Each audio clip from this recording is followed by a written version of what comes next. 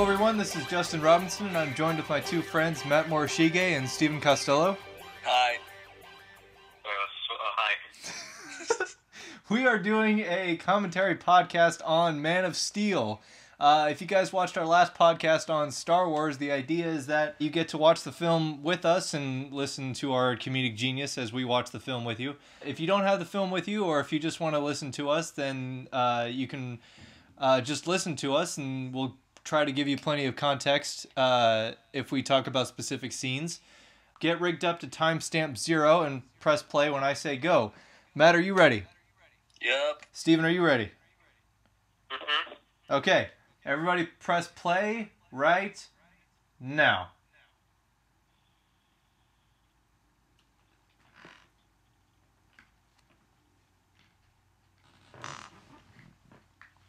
So, all in all, I think that this is kind of a silly movie. Yeah. Even though I'm one of the few crowds who actually really, really like this movie, and I try my best to defend some of the things that have been pointed out, but sometimes I just there's nothing I can say to defend some of the things that are in this movie. It's not terrible, but there's... No, it's not terrible. It's just not... So how inappropriate can I be? Oh, I don't care. You can say whatever you want. Can I say cunt? Yeah. Well, there we go. Yeah, we already got there. I'm gonna ruin this. I'm the worst. I'm not gonna do good. That's alright. I mean... You just mute me every time I start speaking. So, who... I mean, we all saw... I forgot. Huh? I forgot. I think I accidentally opened up Pornhub. I was actually going to say something about that. Because we all saw this in the theater, right? Yeah. Yeah, so, did anyone have the idea that they walked into the wrong movie when they saw that as the opening shot? Yeah, well, what if you just, like, you were at the theater and you didn't even, like, you didn't buy a ticket, you just walking to a random theater, you didn't know what it was, and you're like, oh, what the fuck? Like, that's the first thing you see? What are you gonna think? Yeah. Like some old guy who saw the... Like some old person... She looks like she's really enjoying giving birth. Is that just me? Yes, man, it's just you. I mean, this... all joking aside, like, this is a pretty, like, weird opening. Like, just all jokes aside, it's like, this is an odd way to open the movie. I mean, the shot of... She dropped the baby. The shot of Krypton's cool. Like, I like the way Krypton looks in this movie as compared to what it looked like in the original 78 film. Because it was, like, real, like, the old 1978 film, it was, like, all crystals. Like, it looked like a barren crystal planet, and all the structures and everything were made out of crystal structures, and that's what the Fortress of Solitude was made out of. But here it's, like, purposefully made to look like everything is organic. And all the structures and all that, like, you can see where the elders are sitting there. Everything... Justin's gonna hate this, but this looks like the Jedi Council. Did you just make a prequels reference? I did. I know. I knew you were gonna hate it, but it does. It looks like a lot of this opening looks like a lot of Star Wars prequels. I'm just saying. I see what he means. Yeah. Whatever. It does. They're jizzing all over the place. God, they couldn't even stand a chance. But I'll get into, like, the... Disregarding the prequels comment, because I just don't want to do it. I'll get back to the point of all of the structures and all the stuff on Krypton looks like organic, like not, what am I looking, what's the description I'm looking for? Everything looks like it was grown and made and woven together like living organisms and shit like that. I'm having a hard time explaining myself, but do you It's understand? not like manufactured or man-made. Yeah. I'll get to that idea later because that's like my main complaint is like that if I want to get back to it later because, you know, as we get deeper into this film, there's just going to be long stretches of shit blowing up and then we can talk about whatever we want to talk about and not worry about what's on screen. But Russell Crowe is great in this, though. I will say that. Yeah. His performance in this I is really so like solid. the growth on his face. That's my favorite part. The what? Shit. The little bump on his cheek. Oh, his mole. Oh, Zod has one. Zod has one too. I guess that's a requirement. You all have to have moles if you want to be an alien Krypton guy. That's what makes it different than us. That's how they cast him. Actually, it's not for his acting talent or anything. It's just his mole. Yeah, because he stinks. Okay, so they basically all stink. Yeah. God, hope I don't look back at this. I don't want to rewatch this because I'll just hate myself. That's the attitude. The action sequences and the fight choreography were really good in this movie, though. Yeah, I mean, well, and this is really cool too. All the shit blown up. But my problem with this movie is that it's at some points it's paced really really good, like exactly what it needs to be, and other times it feels rushed. Like this is a 2 hour and 20-minute movie, but it feels like stuff was cut out, and sometimes it's like my main gripe with this movie is that they don't spend enough time talking about shit, and then shit starts happening, and then like they're rushing explanations as it's happening, and then you feel like you missed something. Huh. I guess there's that, yeah, but the thing is, since this is an origin movie, I feel like, for the most part, too, it dragged a lot.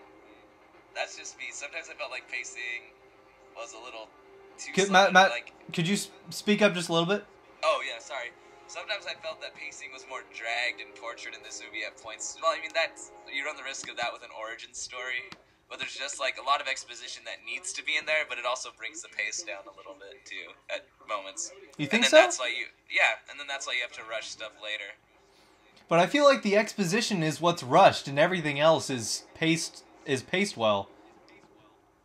Oh, no. But, like, I don't know, sometimes when he was just, like, I feel so bad because it's an interesting story, but when he's just, like, growing up on Earth, there are some parts where that, like, just drags to me. Yeah, sometimes I feel like I just don't give a shit. Like, they might as well have just shown his, like, first super masturbation or something. I don't know. Who cares? By the way, Matrix, anyone? What about it? Oh, that this was part right here? yeah, the babies in the spheres. Yeah. That is. Or the island. There's a lot of movies like that. Oh well, I mean, it's so clearly Matrix, but I guess I haven't seen the island or whatever. So I want to know why, because this is the Codex. This is, or what he's holding. It's like what the fuck is the Codex?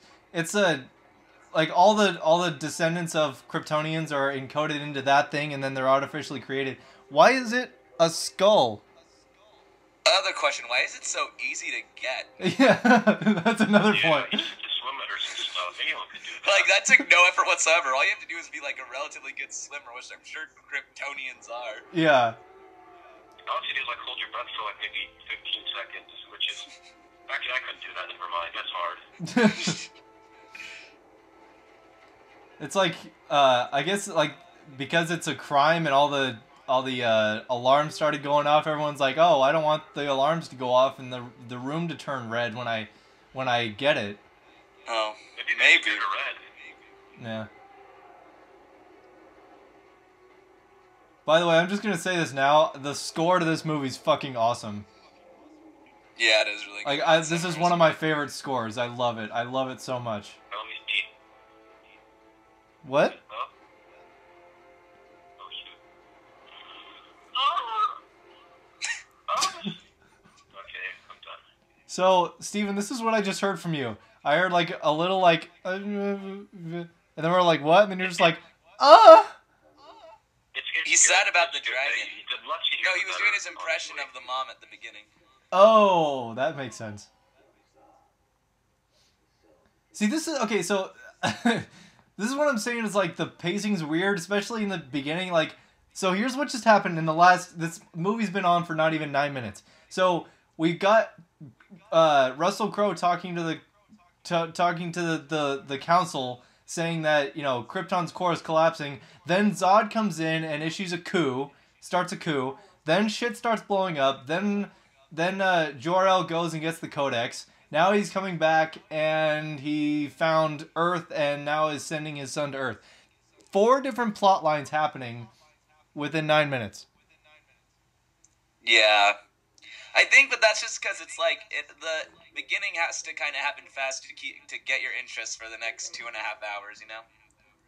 So they throw a bunch at you. That's why pacing is so fast. But I can see how it's a little convoluted. I just feel like there was stuff cut out. Like there's probably some stuff in there that was padded not padded because that sounds like filler, but like fleshed stuff out a little bit more. Yeah, because then you really don't. Yeah. He was just born. They don't really have a connection, I guess. But then that's how it works. But it's just a lot of stuff seems like it may be a little disconnected. But I think as far as pacing, maybe as opposed to content, I think it's a good pace for an introduction. Everything happening so fast, everything kind of falling apart. Yeah. But I guess there was content and connections that could have been made to characters that would have possibly made it better for the audience. We'll get to that later because there's a couple of other points that in my opinion, I feel like the same kind of thing. Mm-hmm. But I do really like the idea that every how Krypton has corrupted itself. How it's because we'll find out later in the movie when Jor-El is talking to Kal-El, they explored the galaxy, but then, artificial population was established, and they stopped exploring, and they all, turned inwards, they became selfish and all that stuff. That's really interesting, and the fact that every Kryptonian is artificially made with a specific purpose and duty, and they have no choice or will to be anything else other than what was programmed into them without their knowledge. That's really original and intriguing. I really like that idea. Yeah, no, it's an intriguing idea. It's it's like Brave New World, which I haven't seen. It's a book. Oh, which I haven't read. Yeah, it reminds me a lot of that. It's a cool idea though. It's a really cool new take on kind of a dystopian future. No one said anything. They showed what? The baby penis. Oh yeah, baby penis. What's this movie rated? 17. I mean, there was a porno in the beginning, and now we just saw a baby penis. I feel like I should be watching that. That's something that I could go to jail for.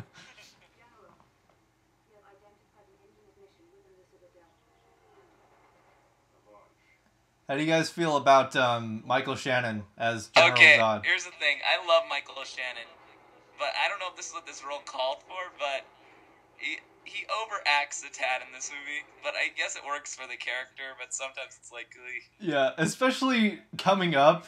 I mean, we'll barely be able to hear it because I had the volume really low, but when he's what he's about to say right now, he's we've had a child, first natural birth in centuries, and General Zod is just heresy! Destroy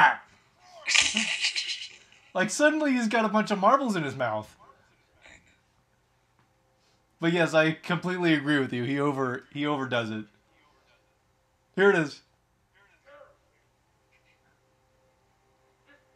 Destroy it! Okay, here's what confused me. General Zod is one of the Kryptonians bred to be a warrior, born to be a general, and he loses in a fight to a scientist.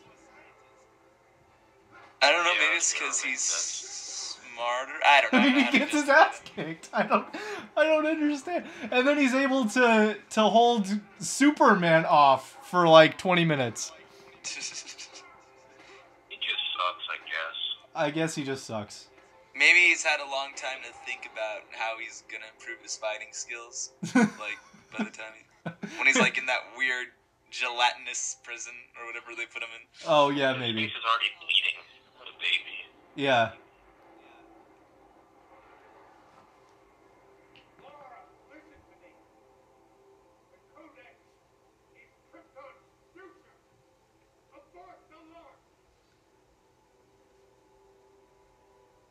You guys, or I know Matt, you watch the Nostalgia Critic. Steven, do you watch Nostalgia Critic? Sometimes, not really. I don't really do a lot of things. Okay. Matt, do you remember the point he made, or he reviewed this film, that every person who dies in this movie dies with a super calm face. Yeah. Like right now. So true. Yeah, I guess no one really just gives a shit. They're like, oh, well, I'm dead. Yeah. Oh, yep. That's It's like, oh shit, I'm dead. 24-inch blade just went through my sternum. Yep. Guess I'll fall back Yeah, gracefully. people are like, oh, fuck. I mean, I would be pissed off. I'm like, fuck you just killed me. I would just be like, oh. You just killed me, fuck you. I mean, I really like the idea that even though the planet is ending, that General Zod was the guy who killed Jor-El. I mean, it's not even a big thing that he didn't like really react to dying. It's just now that it's being pointed out, it's funny. Look, she didn't even care that much either. God, she's like, is there even a tear on her face? What a bitch, God. Oh, well.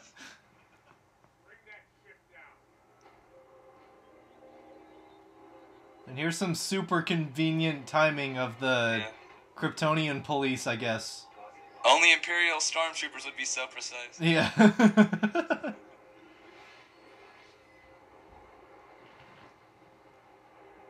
Okay, so... Quick shout out to Jay Libby. Peace, homie. Alright, keep going. So here's the thing... Shout out 2015. So here's another thing. Here's what's happening. The council is now arresting General Zod for attempting to overthrow the government because he said the planet's ending, and they're taking all this effort to sentence him to the Phantom Zone even though the planet's ending. The explanation is that the council doesn't believe Jor-El when he said the planet was ending, but that's never said or explained. For all we know, they're sending him to the Phantom Zone even though the planet's ending in about a week. Yeah, that's what I felt when I first saw it. Like, so they're saving their lives and they're all just gonna die. Like, you're the worst, so we're gonna let you live. Yeah. By the way, this is the thing that Here's everyone some makes more fun overacting. of. Yeah. I'm sorry, Michael Shannon. This is what everyone makes fun of, even though I've never really had a problem with it. It's like, yep, got it. Got your point. Oh, you want to find him? Oh, now gotcha. I get it. Good. Yeah. We were confused before. Can you say it one more time? But louder. I couldn't hear you. No, you're not gonna say it? Oh, okay. Well, you look busy right now. Also, wait 1 second. Wait for it. And penis rockets. Oh yeah, they do look like dicks. That was one of my favorite parts. Krypton, the planet, is just a huge porno. Yeah, they're really I'll obsessed. go there. I'll go. And then disappoint everyone. Yeah. Which also, this is like a nitpick, but like, this looks like this whole sequence of them being put in the Phantom Zone, because I assume this is their capital punishment. Like, they'll do this whenever a crime calls for being put in the Phantom Zone. This looks like it takes a shitload of energy and time and resources to sentence a bunch of criminals. Like, just look at the effort that needs to go on for them to sentence them to the Phantom Zone. Yeah, but it looks cool. It does. It looks cool. That's enough justification. Yeah. Okay. Wait, so what time are you guys on now? I accidentally clicked something, so like for the past minute I've been trying to figure, wait. I'm at 18 minutes, 15 seconds. Fuck, They just got put in the Phantom Zone. 18:25. You're at 18:25? Yeah. That's perfect. Okay, cool. That's good enough, whatever. I'm just stupid. And also, she's about to die With a calm face. with a calm face. Yeah, I mean, I guess it'd be cool if like maybe one character did it, but like if everyone's doing it, then it just kind of like makes it meaningless because then everyone doesn't give a shit. So it's like, okay, everyone's doing it. And like, I guess you could say for a second that it's like, you know, because Kryptonians are so whatever, but fucking Kevin Costner. Yeah. Just like, Yeah. oh well, I guess like, do I want to talk about that now or do I? It's a fucking tornado. I Yeah, want like to talk about it it's a later. tornado. I'd be more like, I would just stand there. Well, I mean, towards the end of this film, there's going to be a shitload of people screaming for their lives and dying, so I guess it makes up for it there. But I guess, yeah. Oh, that looked a lot like the Death Star blowing up, right? well, this wasn't changed like 16 times throughout the years. So there, in your face. Sorry. I don't know why I apologize. Which also, like, this is so small. We're not even in depth with this movie yet, but I love the new. I guess it's not new anymore, but like back then, the new design of the S shield. Oh yeah. It just looks really fucking cool. It does look cool. Also, I like how the story is like organized in this movie. Like in You like the constant flashbacks? I do. It's cliched and it's a little Batman Begins-y. I mean, that's like honestly, I really hate when people say that this is just Batman Begins with Superman because it's really, really not. Except this is the only similarity I can see. Others like you can make an argument as to how it. Anyway, I like how they.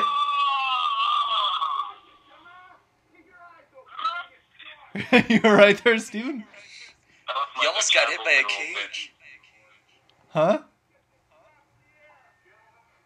Wait, somebody said something about a cage. What just happened? And the guy almost got hurt on the boat. Oh, yeah. That has so much to do with the organization of the story. Yeah, I just thought that was scary. Yeah. Anyway.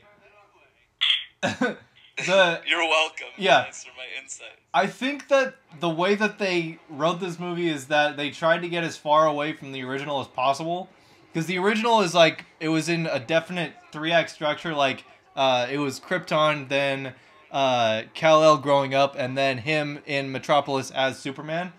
And that movie's been criticized a lot for being really, really slow in the beginning, like for the first hour. So I think this movie tried to get away from that, but I think it works. I really like it. It shows us it shows us the important parts of his childhood, not just him, you know, hanging around like it was in the original. Even though I really love the original movie, but it shows what it needs to show without lingering too long on the stuff that might potentially be boring. Okay, so my computer says something stupid. What time are we getting on again? 22 minutes. I think I'm good enough. He's flexing his huge abs, holding a thing that's about to crush a helicopter. 2218, right? 2218. Yeah, exactly. Okay, well, whatever. Sorry about that. It's okay. This is a pretty cool scene, though. It is. And yeah, there's a problem with it though. Even though I've kind of like justified it in my head, like this is the first time we've met adult Kal-El or Clark or whatever the hell you want to call him, and there's not really enough character introduction to him. They just shows him saving people, and I think that we don't really get to know the adult Superman very well in this movie. We don't. I mean, we get to know him a little bit, but not like his character's not super fleshed out, and that's where I think that Henry Cavill's performance makes up for it. Because even in the scenes where he doesn't get a lot to do or a lot to say, it's just the way he acts and his facial expressions and all that make up for the fact that we don't get to know him, or there's not enough talk about the way he feels or his motivations or whatnot. Right. I mean, that's just my opinion. I don't know how you guys take it. I don't know. I feel like we get connected enough. I mean, that's why they went so, like, painstakingly through all these flashbacks. But, I don't know. It's a helpful device. I just felt like sometimes it was a little tired and tortured.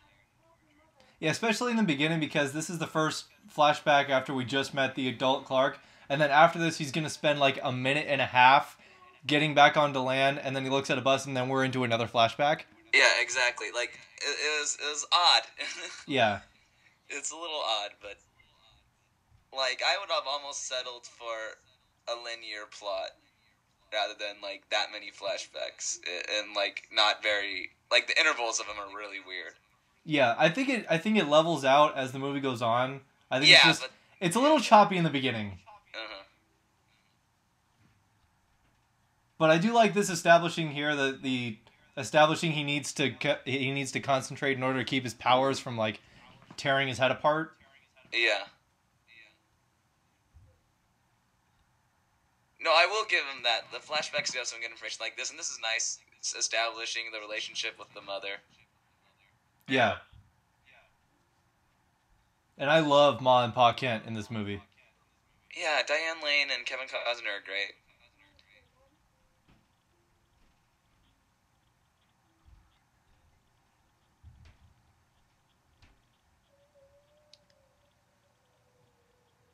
Giant whale. Yeah, super random. Yeah, they just wanted to waste money on that one, I guess. On that CGI whale. Yeah.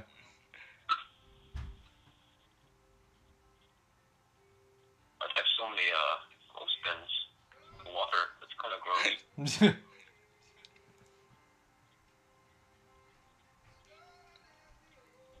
I don't know why I feel like we don't really get to spend enough time with him in this area of his life, the drifter and the loner and like trying to find himself, because this is what they only have blue material. Why is it only blue? It's not yeah. very realistic. But like I don't think I wanted to spend more time with Superman when he's here in his life, like just stealing clothes and going from here to here, going to job, because this is one of my favorite parts about the movie. Just like I don't know, I just really like the idea of a loner Superman just kind of like drifting along, you know?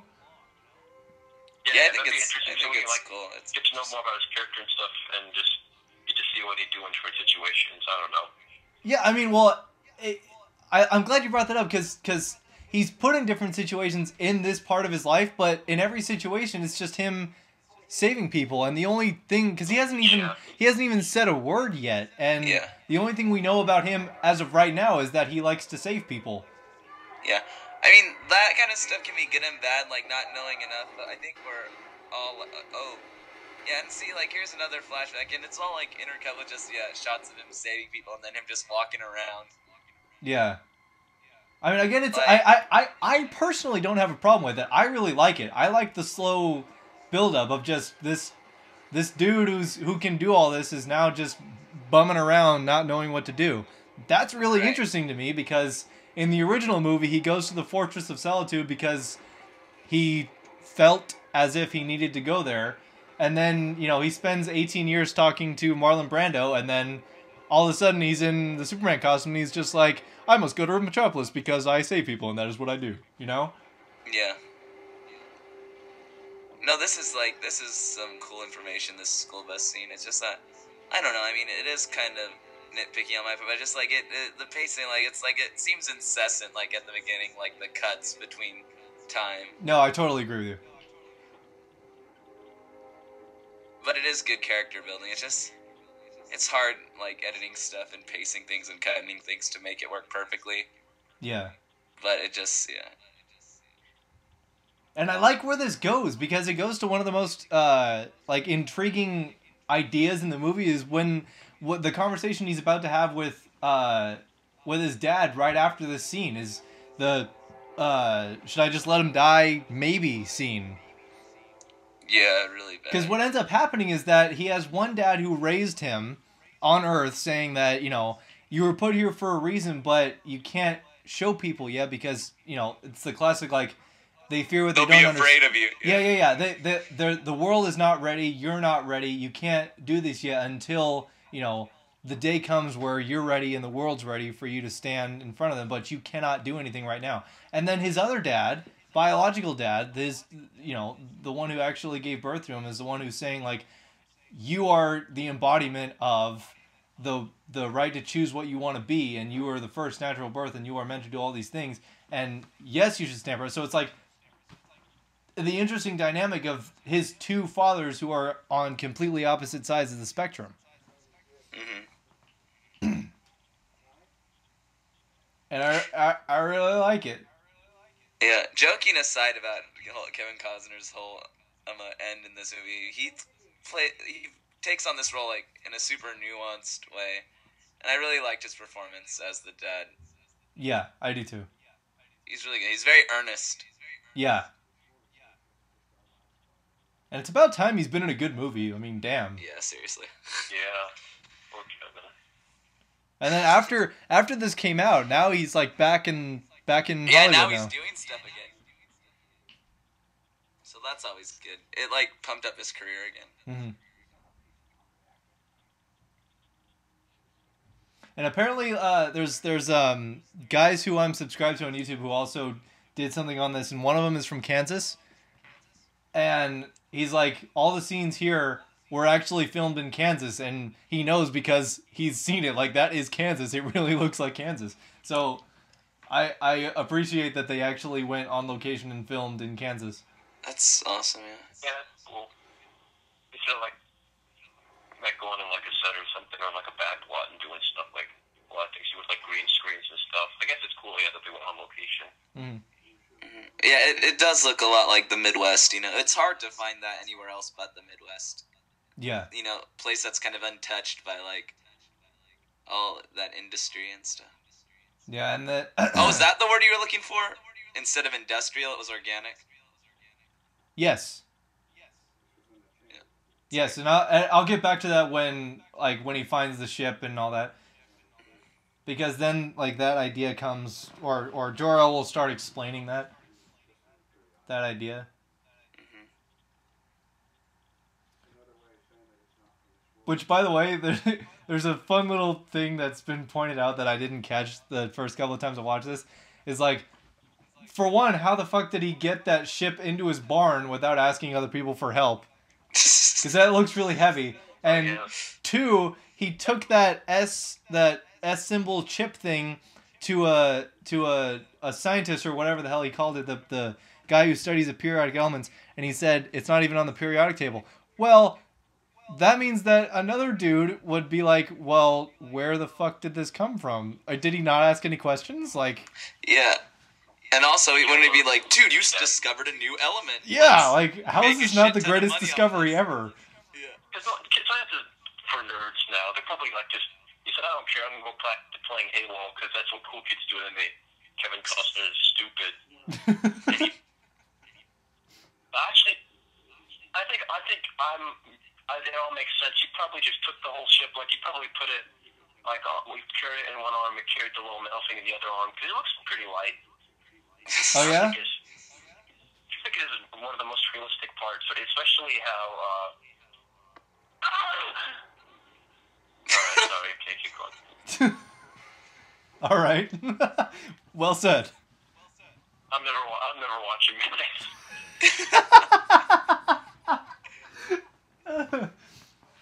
And see, okay, now this is a good scene too, but it's just like... Yeah, I like this one. No, okay, so actually, I do like this scene, but this little thing right here, the two security guards here, they're just like, hey, we found something in the Arctic and it's really weird. It's like been buried under there. And that's supposed to be his thing to like, oh, I got to go up to the Arctic now because I want to find some.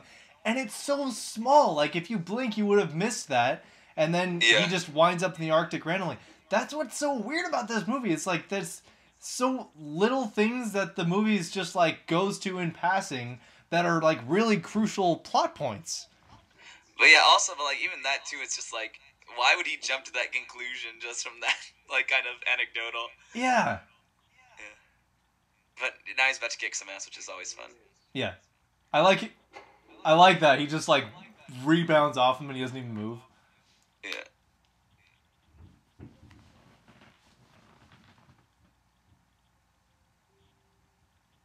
See, this is all, he had like 5 words, but I think that this all is Henry Cavill's performance. Yeah, he does a really good job. Like, all of his facial expressions and his acting tell me everything that's going on in his head. Also, this is funny, but also, how the fuck would anybody realistically not do hear this? Yeah. Also, what if you like how like left his baby in the car or something? Superman didn't know. Oh my Shit. Oh, that got dark. Baby, oh, his I mean, his face didn't look like that, but judging by the faces people make at death in this movie, maybe the baby wasn't there. Like, oh, my baby died. I'm not going to make a facial expression on the show. I'm doing this movie.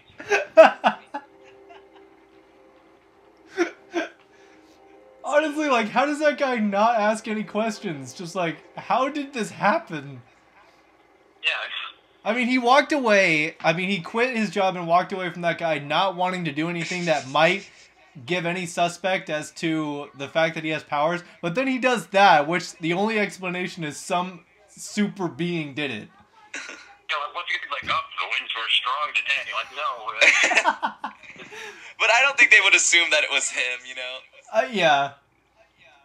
He would just be like, what the fuck happened? Which, by the way, I like how Clark is the guy carrying Lois Lane's bags in this scene. Like, it's just him there. And the movie doesn't even, like, call attention to it, because he's kind of off to the side and in the background. And, if you blink, you miss it. But here's one of those instances where I kind of like that the movie does that. He's just kind of there. I know, right? Yeah. It's pretty cool. And there's a criticism I've heard is just like how he kind of bums around, which, by the way, Matt, here he is. Toby! If anyone watches The West Wing, here's Toby. Toby! What was I saying? So happy. It's Toby and Slater. Wait, isn't that Toby from The Office? That one right there? No. No, it's Toby from... That's it is, Chris. it is. Look, That's it Chris is. Maloney from SVU, and then Toby from The West Wing is next to him. I don't believe you. I'm going to stick with my theory. What was I saying? Oh, I know. Carrying the bags, bumming around. Oh, but yeah. So some guy really got pissed off as to how he's like been quitting every job. Or he's just like, does he work here? Like somebody hired him, even though he has like this track record of quitting all of his jobs. Like, does he have an ID or something like that? I'm just like, well, it's like, I think it's supposed to be like this has been years, like him going from job to job, and it's supposed to be like years. And you can tell because he like in the next scene he was like only had a bunch of stubble, and when he was on like the Deadliest Catch ship, he had a full on beard.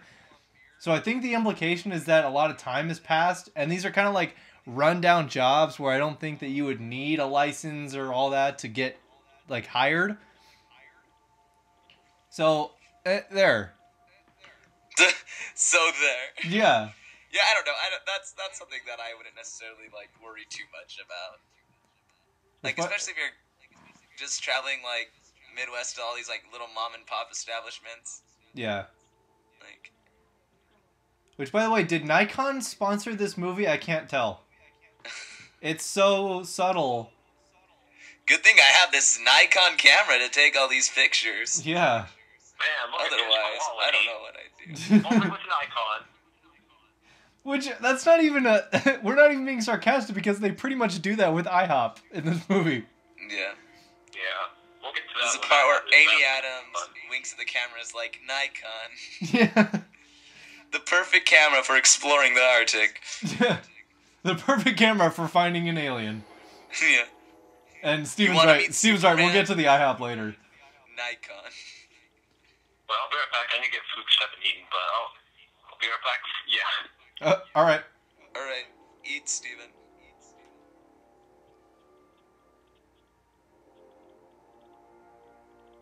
I love how the heat vision looks in this movie. Yeah. The visual effects are pretty good in this. Yeah.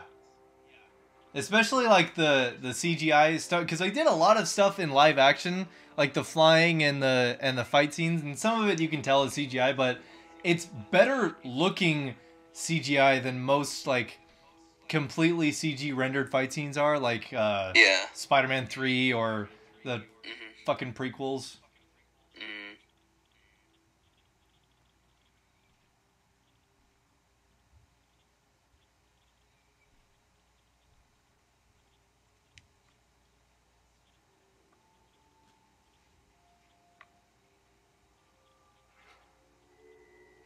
It's supposed to go in all the way. That's an actual line in the movie.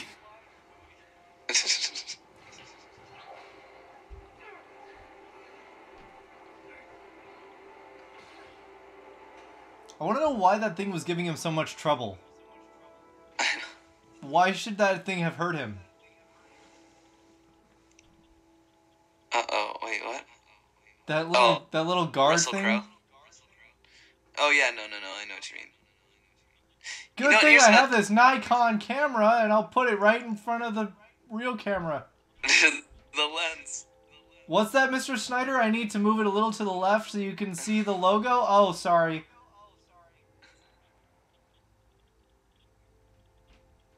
The shameful Shameless?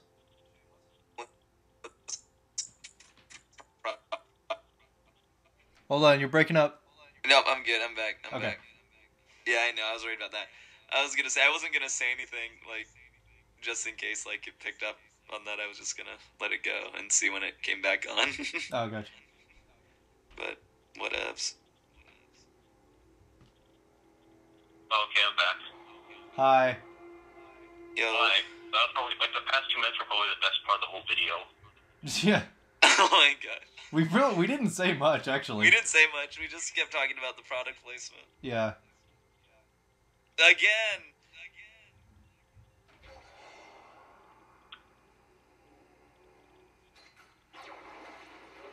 Yeah, she'd die.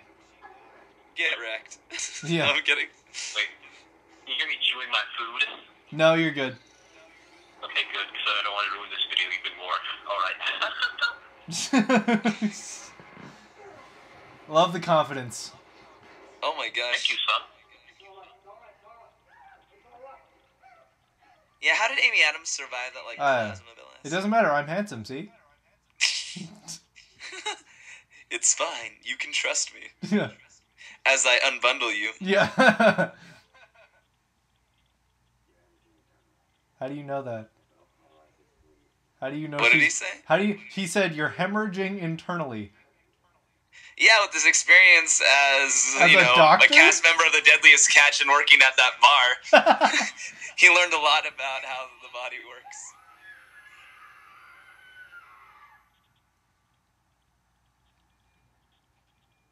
I really like the idea that Lois Lane knows Superman before she knows Clark Kent.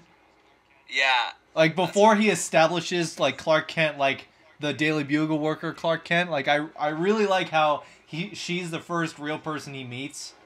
Wait, you mean the planet? Did I say Bugle? Damn it. Yeah. I watched Spider-Man the other day, I'm sorry. It's okay. No, Toby!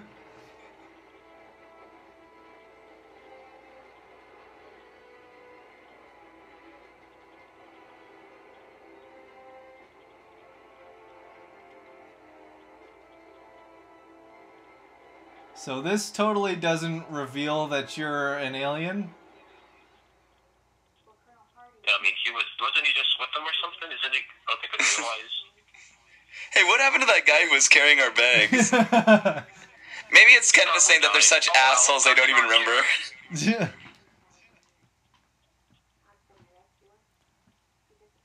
Oh, and I'm just gonna leave her here in the freezing cold temperatures overnight in just a jacket. She'll be fine. Oh yeah, that's pretty bad. Yeah, it is. Like, the little camp wasn't that far away. Which, by the way, anyone who's watching, Lawrence Fishburne's gonna have a southern accent for just 5 seconds right here. I can't print this, Lois. You might have hallucinated half of it. And now he's back to Lawrence Fishburne voice. So weird. I don't know. It's such a weird casting. Like, what do you guys think of Lawrence Fishburne as Perry White? I don't know. Well, I guess you guys don't have much to compare it to because you haven't seen the original Superman, huh? Yeah, I still have. Okay, well, I'm just going to say he's just an odd choice. He doesn't get much to do in the movie. Yeah, I was gonna say, like, the only thing is, like, I feel like he doesn't do much, so I can't even make, like, a call on that. Yeah. I mean, he talks Like to that Lois a few character. times, and he runs from a building that's crumbling behind him, and that's pretty much it. Yeah. Can't wait for the bald guy. What? Yeah, I know. I love him. I don't know his name. I wish I did, but he's in a lot of stuff. Let's call him the bald guy. That I always forget his name, but he's really good. He's been in a ton of stuff. I really like him. I usually like to make a point of knowing all those character actors' names, but.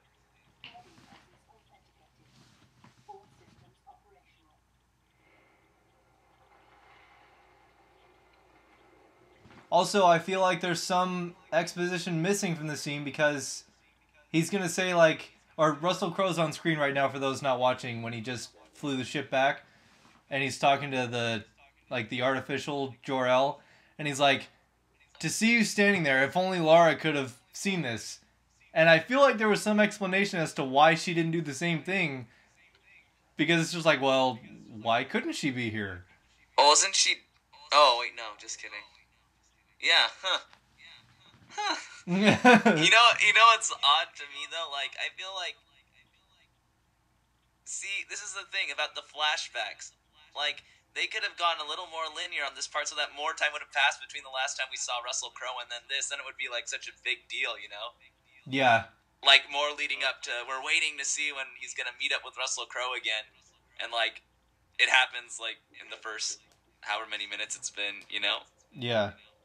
Like, before we even established the relationship more with Kevin Costner and Diane Lane, you know? Yeah. Because he spent most of his life with them, and we don't have that relationship yet, and all we've seen is Russell Crowe, so it's not as big a deal after he finally meets his biological father, after having this whole other life on Earth. That's a good point. Yeah. It just feels a little... Rushed?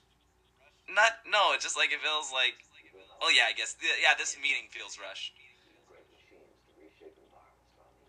Like, if they had gone a little more linear and said this flashback setup, it would have been better. What was that, Steven?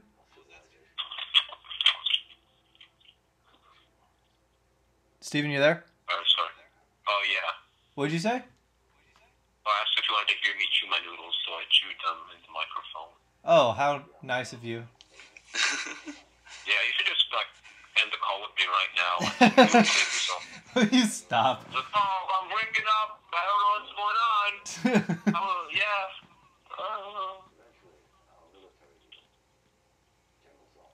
I think Jesus ever, like, looked at his butthole in the mirror when he was bored. Like everyone else does. Oh my God.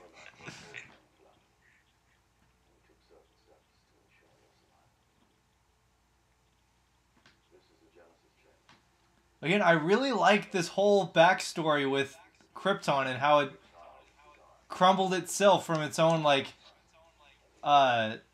dissension into selfishness and artificial population and the... Global warming, hint, hint, hint. Yeah. Wink, wink. I mean, no, I appreciate it. But also, like, I don't know, I feel like a lot of movies are doing that lately. That angle. Yeah. But I'm not sure if it's supposed to be a commentary on us on Earth. It's just like, it's really interesting to see how the society of Krypton crumbled itself, and Jor-El's main goal is to make sure that another society doesn't make the same mistakes. Mm-hmm. So and it gives a new level to what Superman stands for when he's not just supposed to be a savior. He's now a product of a society that turned into took away the ability for people to choose what they want to be, like the will and the ability to choose freely of whatever they want to be. Yeah. So he's now that embodiment of that lost culture and a leader of a new one, just to make sure they don't make the same mistakes. Yeah, no, it's a pretty good, like, choice and freedom is a huge theme in this movie. And hope. Yeah.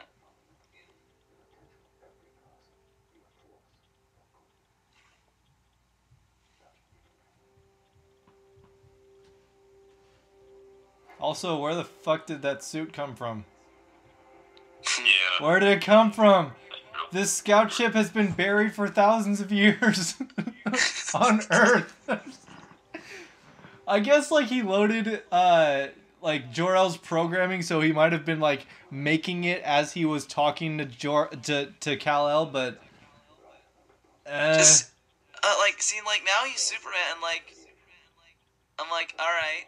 I mean, I know this is a movie about Superman, but if you were gonna set up the origin story with that like flashback at the beginning, like I haven't even seen what he's gone through up until this point, like except for a little thing that happened when he was a little kid. That's but really now good he's point. Superman all of a sudden. Like, why do I care? That's a really good point. I mean, that's just like that's why I thought the flashback setup was like really oddly. The intervals in between like could be super small and then like long before we like even understand why it's so important that he got to this point. Yeah. I mean, I think I have a little bit more forgiving thing to it because I feel like I have gotten to know him at least a little bit, enough for me to care that he's now getting to be Superman. And I don't think that's from the story or the script or the flashbacks or anything. I think it's more towards Cavill's performance. Because I've seen a little bit of him interacting with his parents. I think we've seen 2 flashbacks. Yeah, 2. And then I've seen him with his dad. So and then we've seen him bum around a little bit on Earth, from going to place and showing that he likes to save people. So I agree with you that it could have been a lot more and the pacing could have been fixed a lot better, but I think it's okay. Yeah, it's all right. Like, I mean, it's still overall, it doesn't hurt the movie too much, and Henry Cavill does a pretty good job. But I just think that I would have been more invested if there was a little more, maybe like fleshed out.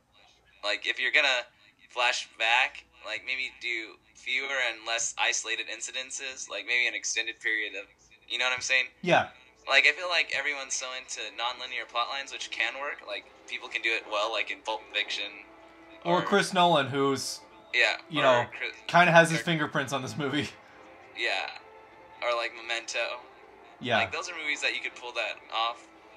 And this one, it doesn't, like, kill the movie so much, but there are, like, just, like, things that, like, maybe didn't have to be that necessary. Yeah. That could have allowed me to care more. I know, seriously. How's he in Africa now or whatever? What the fuck? How's he like in the Arctic and now he's, like, one jump later he's in Africa? Like, that, I don't think they understand how the planet works. I don't know. I think they're showing how fast he can fly. But I was like his drafts out of nowhere. Yeah, I know. That's really weird. It didn't take him. I mean, I was just gonna say this scene is pretty awesome, but now that you pointed that out, it's just like, now I ruined it. No, you didn't ruin it. It's just, I didn't realize it. That's a really cool image. Yeah, it's a pretty good shot. And this right here, him flying over the Earth, is a nod to the original Superman movies. Because the end of every Superman movie, Christopher Reeve would fly out, like, out of the atmosphere, right outside Earth, like you can see Earth in the background, and then he would be flying towards camera, smile, and then fly off. So that's a little nod. What if it just ended there in this movie too? So like nothing happened. They're like, we stole your money. Superman took your money. Sorry.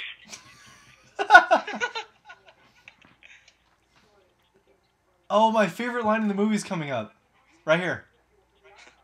Have you seen this guy? Yeah, he works in the IHOP.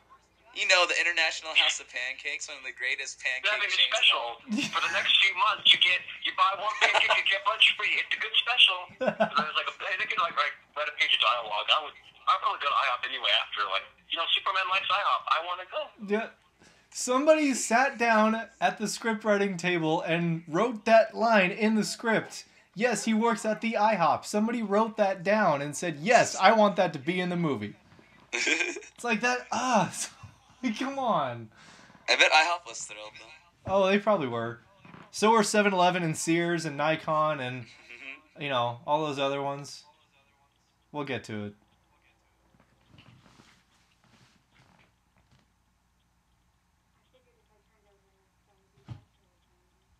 I don't remember who said it. It was just like, how many times do you think that she's been standing at that grave and talks behind her, and every time there's like been no one there?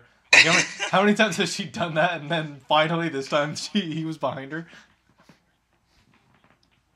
There's probably a good way to like summon him if you want, like man, I really want to get fingered right now. I'm just gonna go talk to the grave, and like eventually he's gonna come, I guess, because that always happens.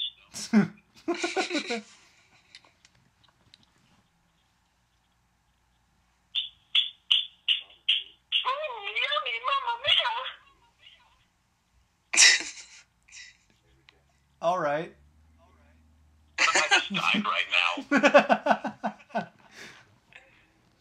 you guys be sad? Or would you try to be like the movie? So this scene. Yeah. Ouch. But anyways, now flashback. Yeah. I mean, like, we need to keep getting back on track because this movie just keeps going. But here's the thing. There's this cliche, like, you're not my dad thing, which is a really cliched thing. But he's having the most important conversation of his life just before his dad dies. Like, that's a really convenient thing to do. Yeah. And it's always, like, in every movie, like, before, like, right, they're always on the worst terms before something bad happens. Yep. And I like this scene. Like, I really like this scene. It's just, it's rushed. And it's a really sunny day for a tornado. And tornadoes don't form that fast. Fucking dog ruins everything. No, I'm kidding, I'm joking. He really does. But yeah. You just want to die. It's just a dog. You're like a cat. It'd be even better than just like, oh, we wanted a cat anyway. Fucker, the dog's whimpering in the car and they're just laughing. Like, oh, I'm sorry, you're gonna die. I would do that. I would deal with the baby too, and get a cat. And the way people have been dealing with death in this movie, they probably wouldn't even react. Just like, oh. Yeah, I know, you're right. Because, like, they don't really react to, like, a person dies, but then, like, there's a dog, like, oh, fuck, not the dog! I want to take a second, and, like, the most criticism that's been thrown at the scene is just, like, his dad said, no, don't save me, even though a normal person could have ran in and got him. And I don't think that's what this scene is doing. It's like he hurts his ankle, so he can't run, and he tells his son, like, no, don't come. But it's like, he doesn't know what's going to happen. It's a fucking tornado. There's cars flying everywhere. So even if there was a little bit of a possibility that people could see what he really was, he doesn't even want to take that chance. Yeah, well, and I can understand that too, because, like, who would really fucking run in a tornado to save him? Like, yeah, but exactly, like, I think that... Like, that's what I'm saying. That's why I'm saying that criticism is dumb. Yeah. I think it's a really good, like, this is a really powerful thing right here. Yeah, this is really sad. And the music just cuts. The music just cuts and goes silent. It's good. Calm face. I like how he's calm too. He's like, yeah. Just a tornado. I know. I mean, this happens to me every day. See you later. You know, Kansas. Yeah. And Cavill's performance is really good too. Yeah, that's really. How he reacts to people dying. That's good. Yeah, I was gonna say. He really does. He's the only one. And there's also a small little thing where it's just like, his dad, or like Pa Kent's thing is like, you're not ready, the world, he kept saying like, the world is not ready for you.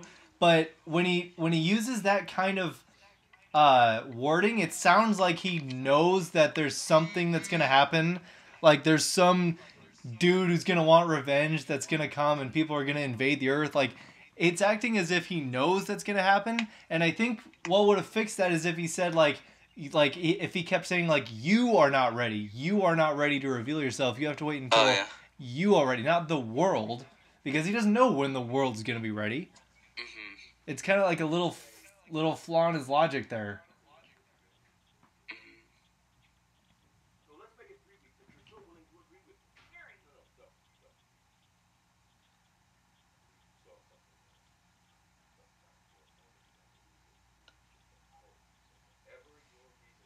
Amy Adams is old.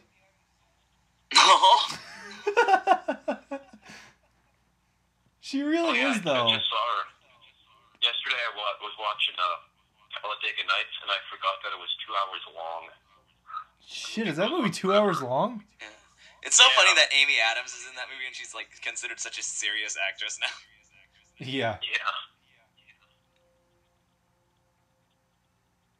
Poor thing. I wonder if she'll ever win an Oscar. Anyway, sorry. Side note. Not important. That's Diane cool. Lane. And and the dog is still alive. No, I'm kidding. Yeah. Yeah. So. Like, realistically, how long has it been? Yeah. No, I'm kidding. An old ass dog. The mom aged like a million years, but the dog is fine. The dog is also from Krypton. Do you think the mom ever like looks at the dog and thinks like, "I'm so glad my husband saved you instead of himself"? You killed my husband. Actually, now that I think about it, I don't think it's the same dog, huh? Well, why would I she was get like, the no, same? Why would she get the same kind of dog as the one that killed her husband? No, I don't think it was. I think that one's a border collie, and the other one was like a German Shepherd mix or something. I can't remember, but Oh. who knows? That's Not what, important. That's what we did this commentary for, was to talk about. Ruined everything we said, Matt. I ruined the whole thing.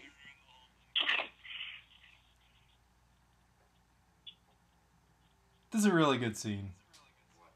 For those not watching, he's talking to Ma Ken about finding his real parents, and she's kind of sad about it.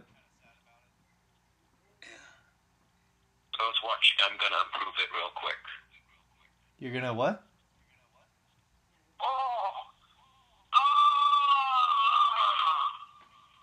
Oh, you're gonna do that. Okay.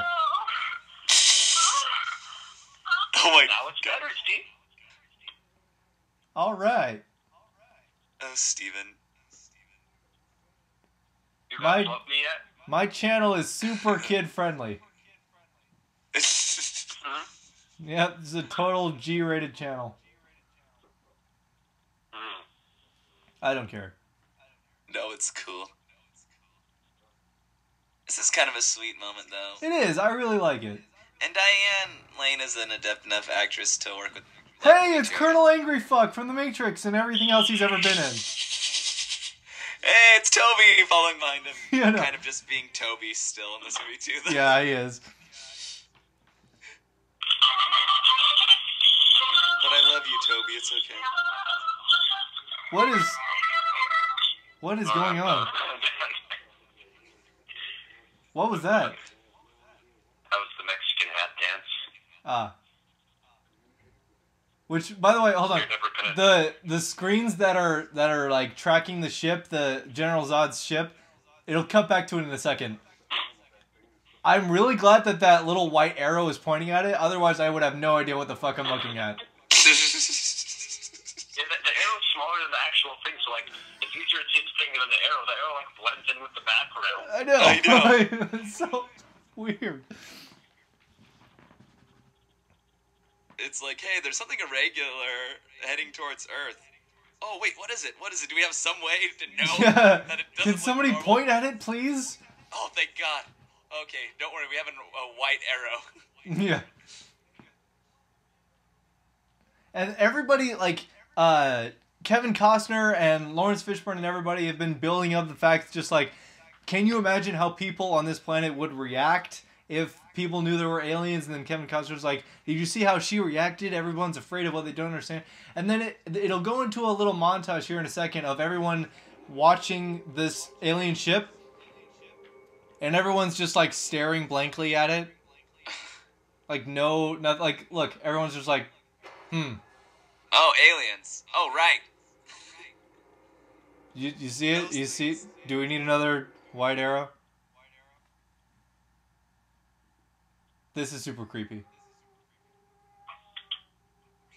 This was done really well, yeah. Yeah.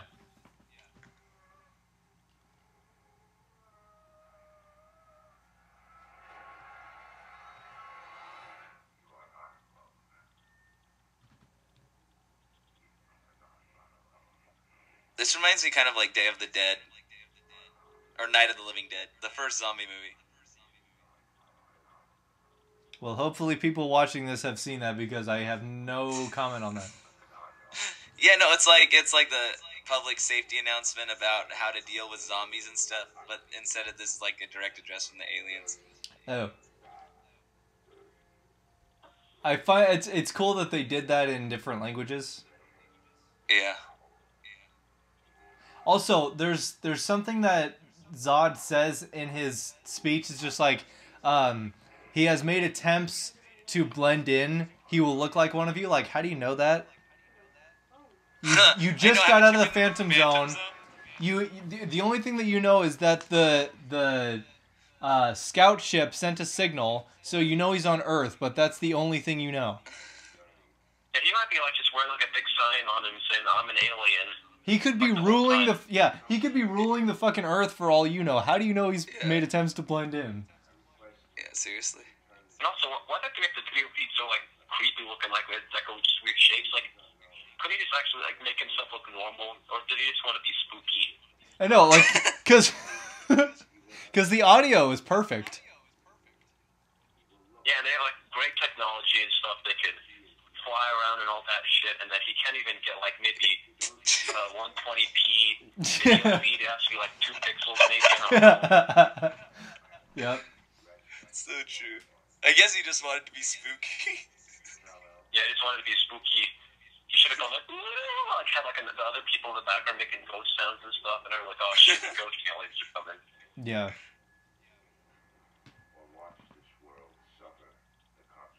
Which also some dude says that it's in a lunar synchronous orbit, the ship, and I just want to say that a lunar synchronous orbit is the path in which the moon goes around the Earth, which makes it a lunar. And if it's synchronous, it means that it's in the same orbit as the moon.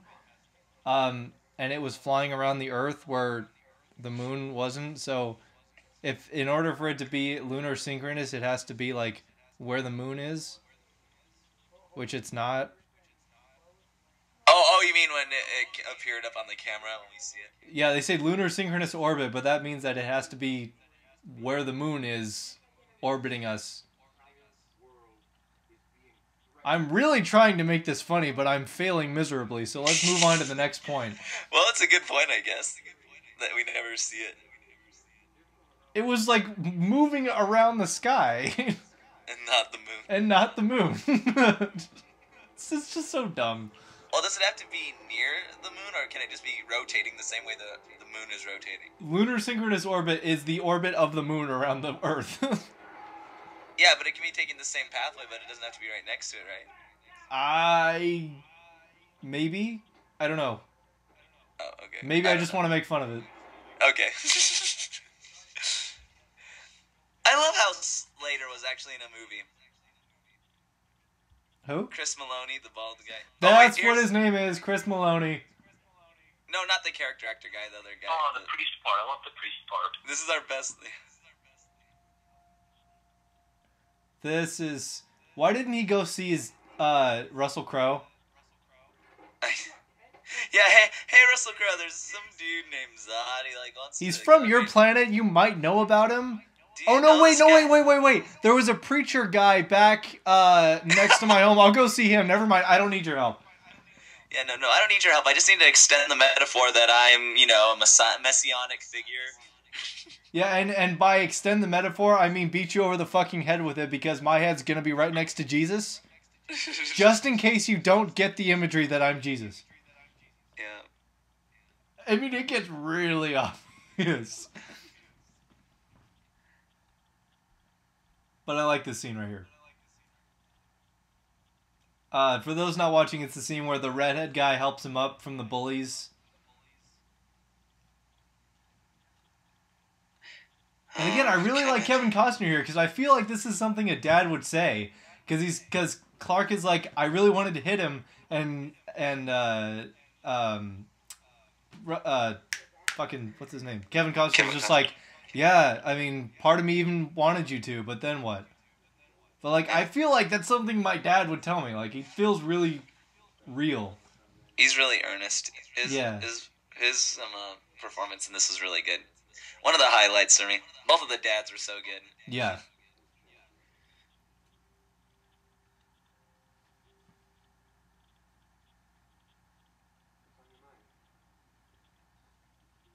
Oh my god.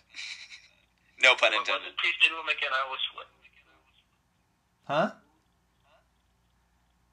Isn't the priest basically saying, like, telling him that he should save the planet? Yeah. Yeah. He should turn himself... Oh, yeah. He's basically saying, like, like he's beating around the bush really hard, but he's basically saying, turn yourself in. Like, he's like, she just wants you to turn yourself in, okay? Yeah. By the way, for those watching with us, I don't know for sure, but I think that this might be a Christ metaphor. Yeah. I'm not sure. This asshole just trying to be very, he's like, the Bible says, you might as well just be like, the Bible just chaos. What? No, he's like saying that, like the guy's totally like, oh yeah, I think God would appreciate it if you turned yourself in so we all don't die. Yeah.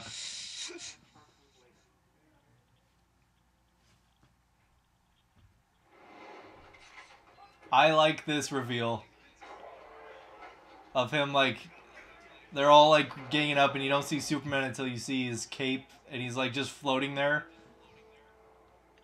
What? I think it's so cool. That's a really good shot. What if they just shot at him? Well, they wouldn't do much. I know, but like, wouldn't that be great? Yeah, just one dude Just, like, shooting a they all pistol. fires. Like, oh shit, there's a dude floating. This is probably the alien that's been trying to blend in with us. This was one of the biggest images from the movie when it was being promoted. Superman in handcuffs. Yeah. And I really like the idea of it, just him surrender. It's a cool image of Superman in handcuffs. Yeah.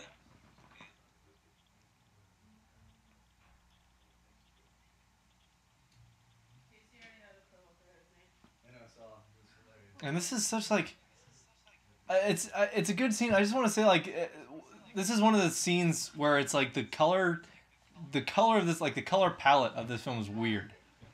Yeah. It looks really like desaturated. Yeah, it looks like. Yeah, that's what I was gonna. I'd say that. Yeah, it's just. And not just in this room, because this is really dull looking. Yeah, I mean it's like this room is like fluorescent lighting or something like that, so it's gonna be more exaggerated. But even in the different scenes of like outside, there's some parts where it looks really good, like the last scene where it's really, really like bright and colorful, and then other scenes where it's like desaturated and it looks like Saving Private Ryan. It's like, why? Yeah, this almost looks like the same lighting in the flashback. You mean Shaving Ryan's Privates? Yeah. It was the beginning of this movie, Steven. Yeah, four no names.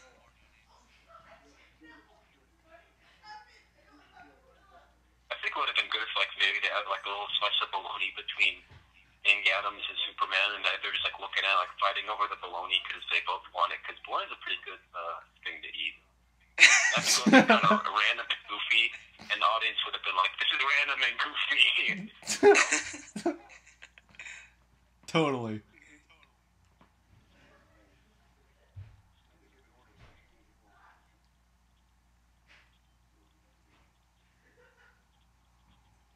Also, there's something little coming up here that I really like. Most like 80% of the shots of Superman's cape are CGI. Yeah. And what's coming up right before, like, Zod's ship is about to come, and he's about to get on the ship, and there's a shot, like a wide shot of him walking onto the ship, and this cape is CGI, but there's a little bit of dust on the bottom of his cape. Like somebody like CGI'd some sand and dust on the bottom of his cape. It's like really nice, like little thing that I like. I don't know. Yeah, that's some realism to it. Yeah, it's like some little thing that I really like that they did. Like nice attention to detail. Uh-huh.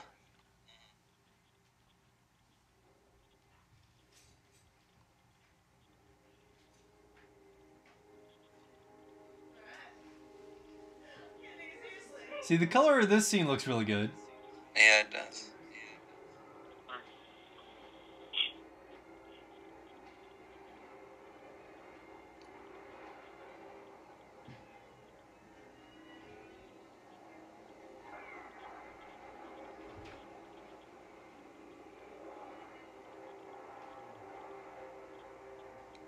God, I love this score. Yeah, it's pretty dramatic. And it's like, it's dramatic where it needs to be dramatic, and then it's just, on other times, it's just huge and bombastic and badass and fucking awesome. That's how I analyze music. Just those words right there. I know. It's fucking awesome.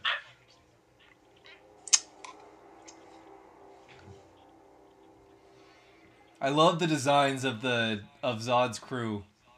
The suits that they wear. Yeah, it's pretty cool. Which, by the way, all that the alien like space suits that Zod wears and his workers wear, it's all CG. Yeah, I know. That's like crazy. Also, one of the big things that always gets thrown in this film is like, why is Lois on the ship? Why do they want her on the ship? I have an explanation, and it's actually explained in the movie. They don't show it on the ship, and I think it's another instance of something getting cut, but there's the sequence on the ship where Zod is like in Kal-El's mind when he's talking about what he's going to do, and he wakes up, so it's like implied that he was in his mind or something like that, and then Lois just escapes with Russell Crowe. There's a short little exchange afterwards after he saves her. He's just like, I'm so sorry they looked... By the way, dirt on the bottom of his cape. Yeah. Yeah. Anyway, she's like, I'm sorry, they looked inside my mind. I couldn't control it. There's your explanation, people.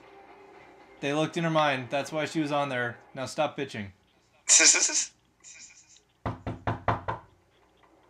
Hold on one sec.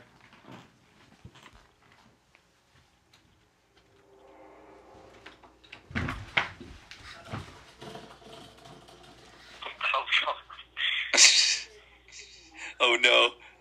We're silent now. J-Rock. People, is he getting robbed? People, yeah. I'm on a college campus. I have other people in my dorm.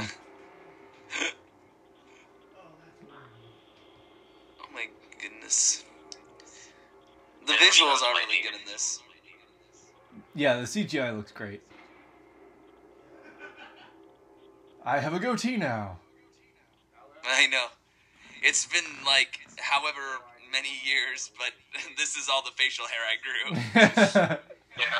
In this perfect goatee shape.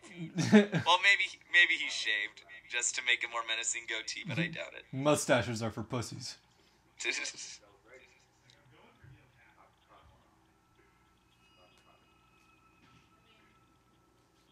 I really like that his weakness in this movie is the atmospheres of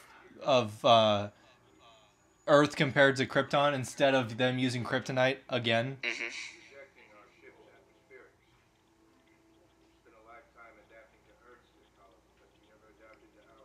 Uh-oh.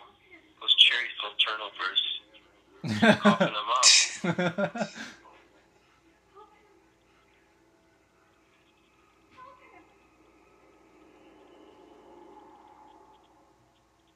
Oh, good, he's safe now. Is that like a vein, like a vertical vein on his forehead? I've been looking at that a lot in this movie. A big-ass vertical line on your forehead. Maybe that's why he's not doing a lot of other acting work, because people finally realize he has a big-ass, ugly fucking vein. Just kidding, it's not Even that his pretty head is sexy. so muscular. His forehead is so muscular.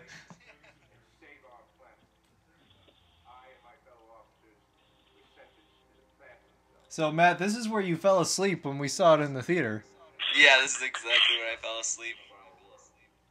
When the villain explains his motivation. Yep. Not really important. Then I woke up, I was like, oh god, did I miss a flashback? Yeah. Which also, there's something that I have a problem with in this thing. It's just like, Superman, he knows that Superman has the Codex, which is what he's after, right? Because the only thing that Zod cares about right now is saving Krypton, right? And to do that, he needs the Codex, right? And and then he plans to terraform Earth and bring Krypton back with a whole new species of Kryptonians, right? Right. He knows Superman has it. He doesn't know where it is. And then he knows that Superman obviously cares about people because he surrendered himself. So he knows he cares about these people, and he's blended in, so he wants to be part of it. And he tells him his whole plan of planning to terraform Earth, And then, you know, we see the whole image of the skulls on the ground and stuff like that. And then Superman's like, if this is Krypton, what happens to Earth? And then he's like, the foundation has to be built on something. Like, if this is the guy you need to go along with your plan, then why are you telling him this? Yeah. That's kind of dumb. This is the part, you know, the classic thing, like I'm gonna tell you my entire plan just so you can, like, fuck it up. I'm gonna tell you my plan while you're wearing a Royals t-shirt that's right in front of the audience's face. Maybe it's because he has, like, a vendetta against Kal-El because it's Jor-El's son. But then again, that's my assumption, but it's never told to us. Yeah. I mean, I guess you could deduce that, but... I love the black suits, though, that he's wearing and that Kal-El's about to wear. Mm-hmm. It looks awesome. And in this, like, post-apocalyptic kind of backdrop, it looks awesome. Where is the Codex, Cap? Krypton lives again. What happens to Earth? The foundation has to be built on something. Even your father recognized that. And this is where all the children watching this movie got nightmares. No! Yeah. Obligatory no.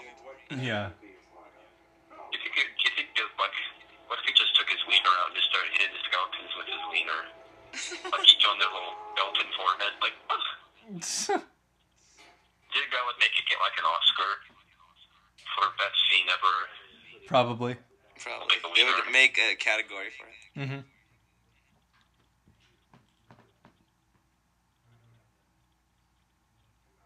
So are you guys ever gonna call me back to do commentary again after this now? We'll have to think about it. Yes, of course. Yes.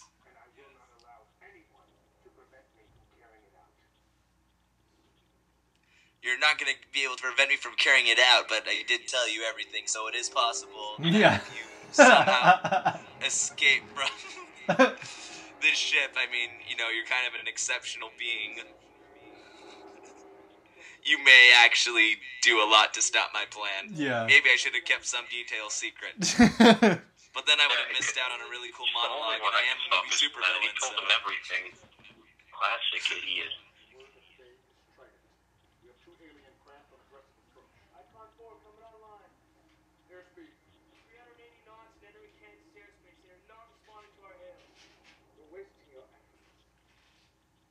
Why does this guy have an accent? Everyone from Krypton had a British accent, except Zod. for Zod. Yeah. And then this guy is just like, you cannot escape from us.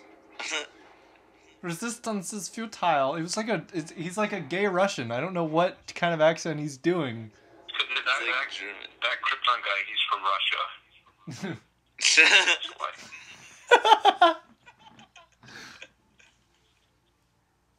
Man, I'm lucky there was a command key insert slot in this jail cell they put me in. But this is a fucking awesome scene. Command key insert slot in her jail cell. That'll really show her. Yeah. Let's hope she doesn't have a command key with her. What's the last piece of this jail cell we should add? I don't know. Maybe a command key slot so she... never mind. I don't even know what I was going to say. Oh boy, what are the odds? I mean, like, you know, I guess it's not likely that she would have something, but honestly, why take that chance? Yeah. Wait, how does he know her name? Yeah. This is a pre-recorded, like... I know, well, it's his consciousness, but he's never met her before. Yeah. But I don't care. This scene's fucking awesome. Yeah, it is really nice. I am the ship. It's like Firefly. Yep.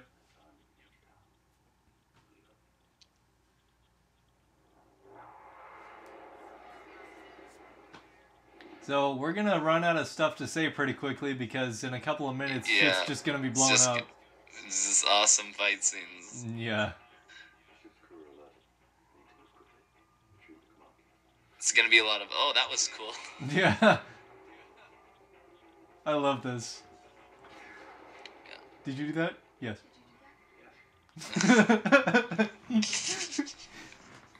Not even So a second's hesitation, just like, did you do that? Yes, grab that. Crow is so good in this movie. I love the look he's about to give him. He's just like, you're fucked. That look that Cavill just gave that guy. I know. The IHOP guy. Hey, it's IHOP. It's IHOP, the We restaurant. should go there. We should go there before the world Everyone ends. watching or listening should go to IHOP. Thank God we got an establishing shot of the guy who worked at IHOP because he's integral to this scene. So is IHOP. IHOP. This movie revolves around IHOP. Without IHOP, this movie wouldn't even be happening right now. The plot Exactly. would be not. I mean, the world revolves around IHOP according to this film. Pretty much. And sometimes around Nokia. Yeah. Or it was Nikon. See, you know, if they had done Oh, wait, a better fuck. job of Oh, flying yeah, it is places, you Nikon. would have remembered that. I'm just an idiot. No, there should have been more establishing shots of the Nikon camera. Yeah. That's what this film was really missing. Yeah, I guess I didn't do the trick because I forgot what it was. Yeah. They should have done a better job. Because they didn't actually have the word Nikon in the script. That was their failing point. Yeah. Yeah, that's where they fucked up. Nikon didn't have a line of dialogue.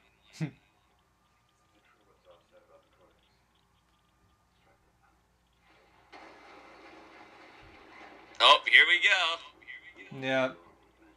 Oh, yeah.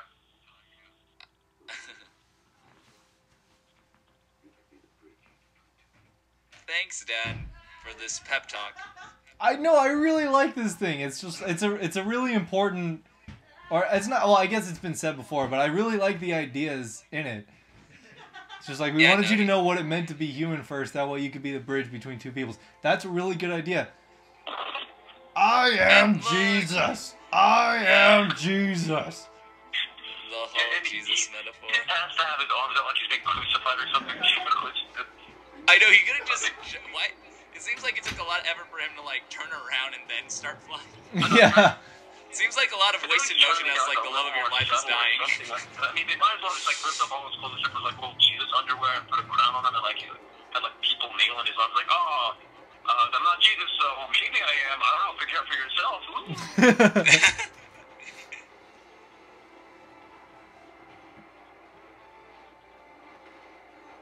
He just punches her in the face, and I'm kidding.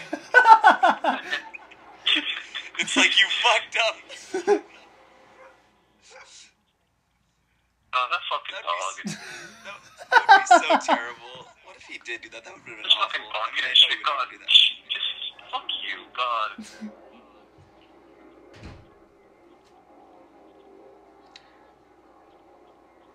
All these fucking ships, who cares? Who cares, man? I'm not gonna hide in my house. I'm just gonna walk out and greet the aliens. His penis is actually inside of her vagina right now. We just can't see. He's actually penetrated.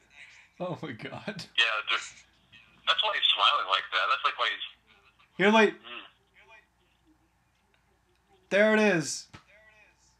They looked inside my mind. That's why I was on the ship. People, shut the fuck up and watch the movie, and you might get some answers to your questions. Wait, I didn't hear... I think you're lying. You left me in the middle of nowhere again. You asshole! Why did she even like him? Like, I mean, He as just a friend, leaves I her don't even want him random as a friend places anymore. immediately. Wait, We're all... wait, hold on. Oh no, wait, is it this part? Where he's like... wait. This has got to be the part. Yeah, she flies in. Hold on one sec.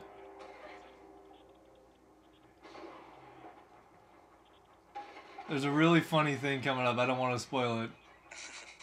Wait a bit. But seriously, like, Ma Kent just totally gave away the positions. Just like, I thought you were better than that.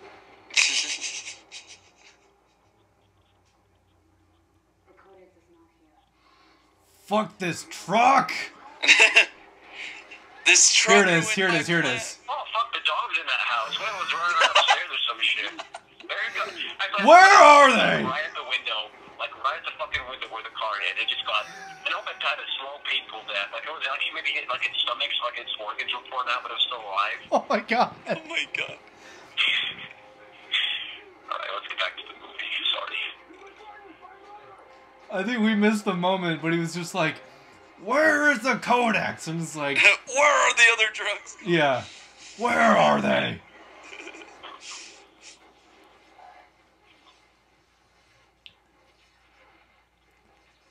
You threw me into the 7-Eleven. Why would you throw me into the 7-Eleven, Superman? I love going to the 7-Eleven. That's exploding behind me. You enjoy such a beautiful gas station that provides quality service to quality Americans.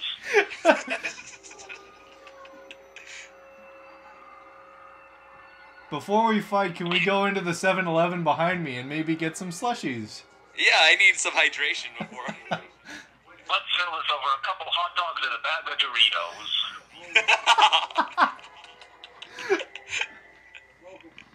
And then they solved the problem. It's like, Doritos solved the problem since 1978. And that's done the movie.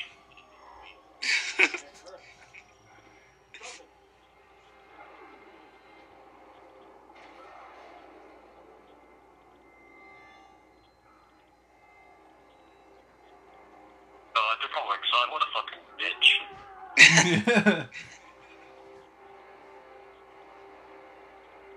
You know, why didn't they just, like, kill him? Or try to kill him, you know? They kind of gave up. Because then we wouldn't have shit blowing up for the next hour, Matt. Yeah. Oh, yeah, then we wouldn't have a lot of collateral damage. Yeah. Wow, there's still another hour? Oh, my god. Yeah, there is. A little less, though. Holy shit.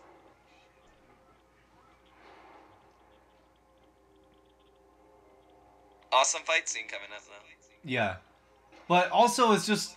This is coming up. Hold on. Get inside, it's not safe. That's the only line of dialogue he has to try to save people. It's the only... Like, good job, Superman. Guys, bad things are gonna happen. Yeah. You should be scared. But all it would take is just, like... Because... I understand he's fighting people and his main interest is to save people, even though he really doesn't do a lot of talking about it. But all the collateral damage and people dying, all that could have been fixed by him saying just like, oh, I've been trying to fly away and get him to another location to where people aren't. I just haven't been able to because they keep punching me in the face and I can't fly anywhere else. Just like a couple of seconds of dialogue that's just like, I'm trying to get them away from here, but I can't. I just have to fight them here because I can't get away. That's all you would need. Right? Well, I don't know. I feel like that would be kind of weird. Like, oh, darn it, if you weren't punching me, I could get out of here. Okay, I made a lineup on the spot. Just like, I think it would make a better excuse. Oh, jeez. This is putting me in a lot of distress. I'm joking.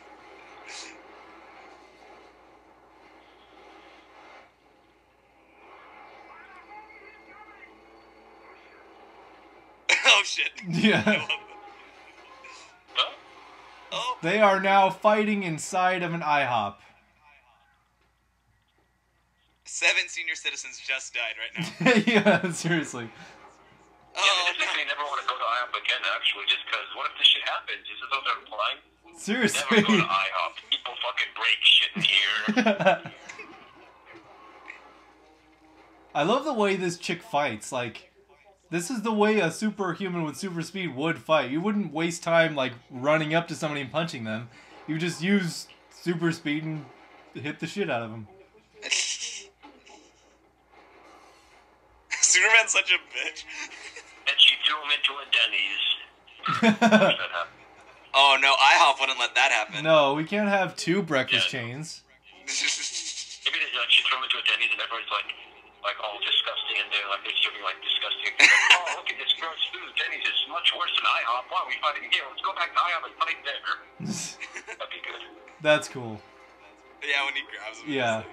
Oh no, when they double team him like that right there. That's cool.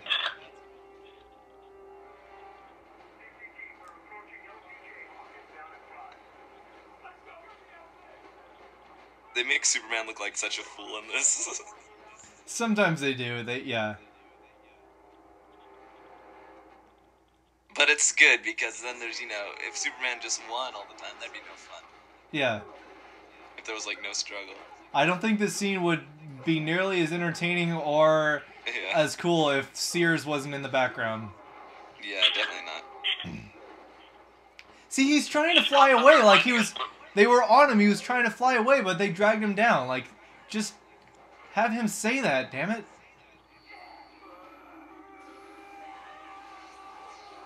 Seems like he waited a long time to break out the heat vision. Yeah, seriously. Like, Sears is like the only building that has a title. Everything else is just like a random, like, square with no thing on it. It's just random bricks, and then Sears is the only thing that's there. Oh, you get straight up shot in the head. I never noticed that.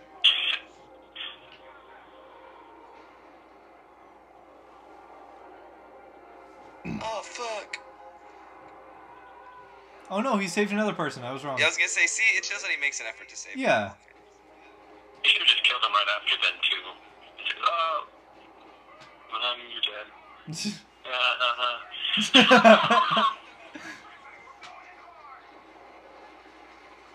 They'd be dead. Those people in the helicopter would be dead.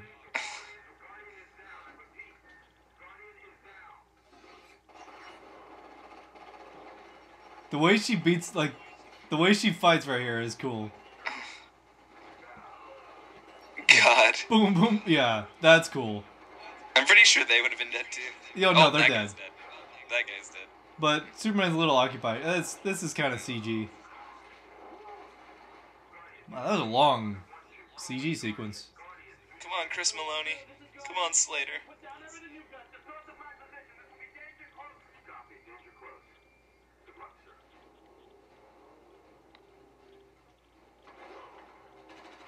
Fuck. This is so bad for him. Yeah. Yeah, if your machine gun didn't work, use your pistol. Yeah, use your handgun.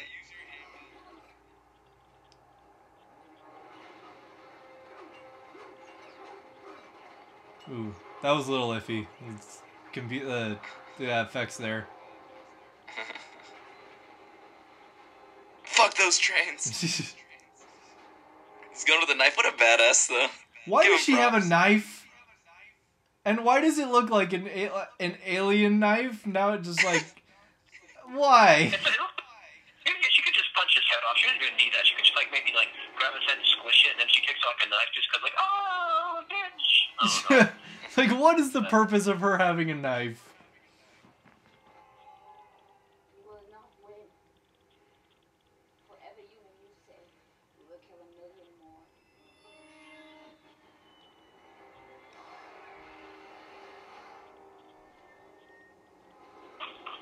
Oh no, Sears is gonna get destroyed. No! Not on Superman's wall. Oh, wait, no, never mind. Oh, man, right through the aisle with our great All those sale perfect going on. appliances. All those appliances lost. You should be grateful you have you live in a world where Sears is still intact.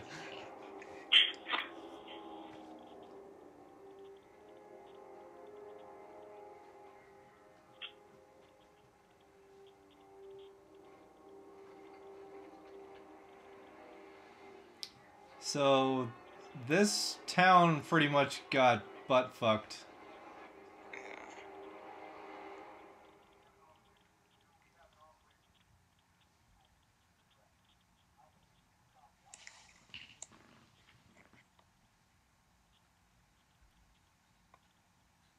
Sears, appliances that can survive even an attack by Superman. Kryptonian-proof appliances. It's crazy.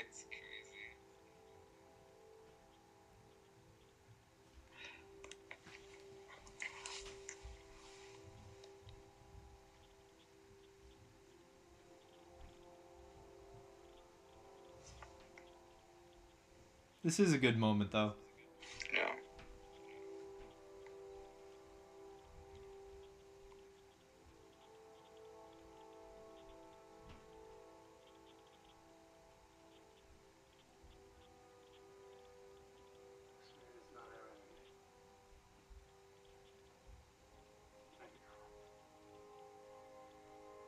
I hate Sears too. It's okay. Now let this shot linger for 5 seconds on Sears. God. This shot lasts for so long after Superman left the frame. It's really not subtle. No, it's not.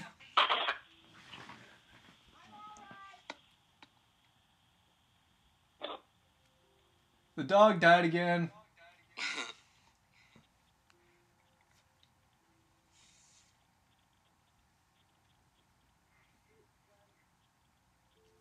I almost thought they were going to make out for a sec. So we Oh my god. What the hell? So gross. Superman loves his mom so much. And then they just like... Ooh, Superman. Oh, the dog is fine. The dog made it. Damn it. Thank God. Thank I was God. worried. That's not a realistic dog. If it was fucking my dog, it could just run away. It's been through a lot. That dog's had more exciting lives than most humans. What happened down there? He exposed a temporary weakness. It is of little consequence. Because I have located the Codex. I have located the Codex. I am from Krypton. Oh, God, more baby penises. Why? Yeah, no. I know it's realistic, but still, I don't want to see a bunch of baby dicks. To be fair, that was also in the original Superman movie. Yeah. Oh, they just really like baby penises, just like Nirvana.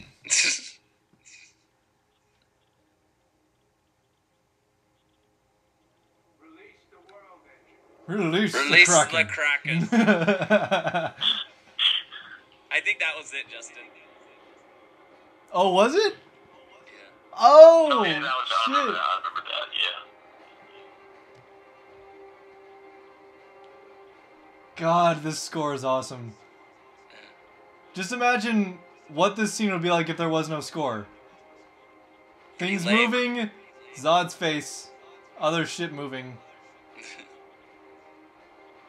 And be really long, just like, okay. Yeah. It's like the ending of E.T. if there wasn't any score. Oh, yeah. Toby to save the day. Yeah. Looks like it's going to impact someone in the South Indian Ocean.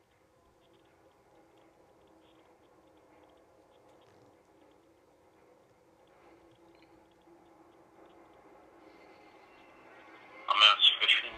Like,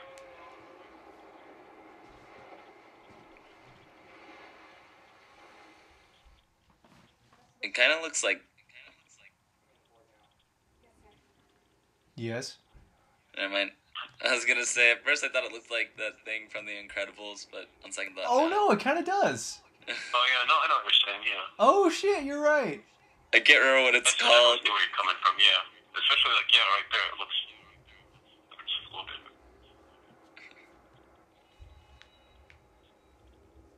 Like, when it hits the ground. Yeah.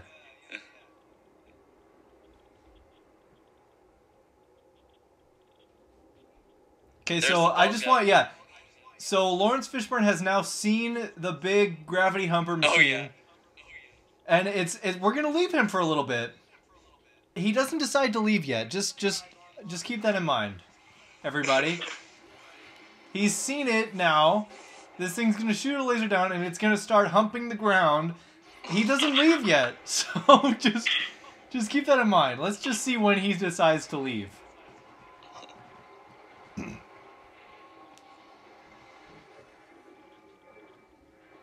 This effect is really cool, though.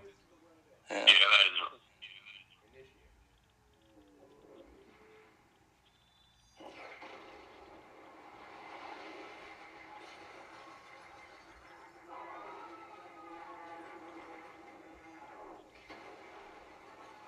And all these people have just died. Dude, why the fuck were they looking at that shit? Yeah. But honestly, Okay, so shit's now blowing up. he's still there. Should we leave yet? No. Are you sure, Lawrence Fishburne? The aliens are now here with a ship that's destroying the city. Are you sure you don't want to leave? Because we have time to leave. No, let's wait. Let's wait. Let's just wait this out. They're fine. They're fine.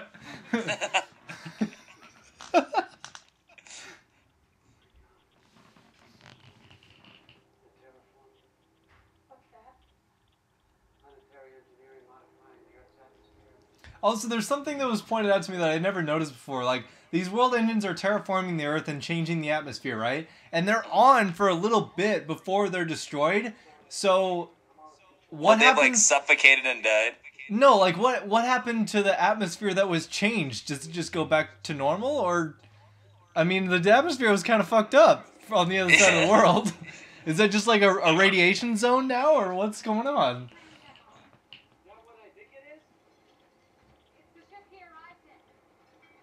It's a giant metallic penis. Non-ship uses the same technology. If we can make the two drives collide with one another, singularity can be created. Like a black hole. Yes. So if we open up this doorway... The singularity can be created like a black hole. Yes, that's what I just said. Thank you. Good job, Colonel Angry Fuck. I know. You like to contribute to the conversation. That's cute. Yes, good job. I'm impressed. Does he ever do like a Toby yell in this movie? I don't think so. I don't think he does, no. He dies off screen. What are you thinking?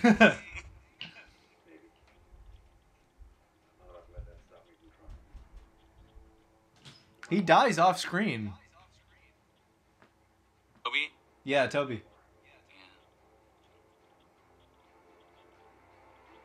Hope no one hasn't seen this movie before. Now they know he dies. Spoilers, Sorry. We assume that No, you've... okay, so let's no, who cares? He's not the porn guy. Yeah. Who cares? Oh, man. Most of the destruction that occurs in this movie is not due to Superman. I mean, he's got a lot to do with it, but most of the destruction comes from that machine thing. How long has this been going on? And Lawrence Fishburne is still... I know, he's still in the building. And also, you know what's weird? You know what's even more fucked up? Is that, like... Go home yet. What, Matt? No co-workers leave either. I know. Like, they respect his authority that much. Like, I'd be like, you know, I'm taking the day off. It's like, I quit. Bye. I've always hated you.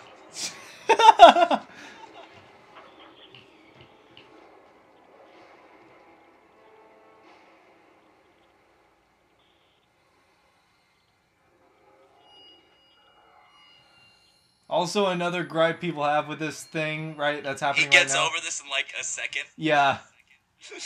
When it took Kal-El his whole life.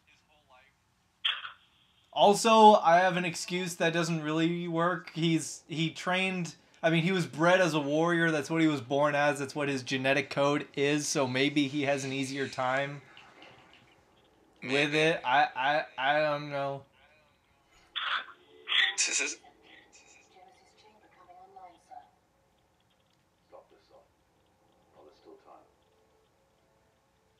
Haven't given up lecturing me, have you? Even in death. I will not let you use the Codex like that. You don't have the power to stop me. The command... This is a good scene. I like one of the lines that Jor-El says.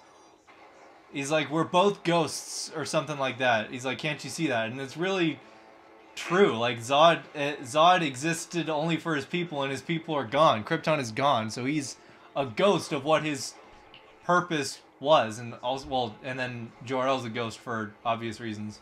Yeah. Also, what? Huh? Wait, what's Superman's actual dad's name? Jor-El? Jor-El, yeah. Jar?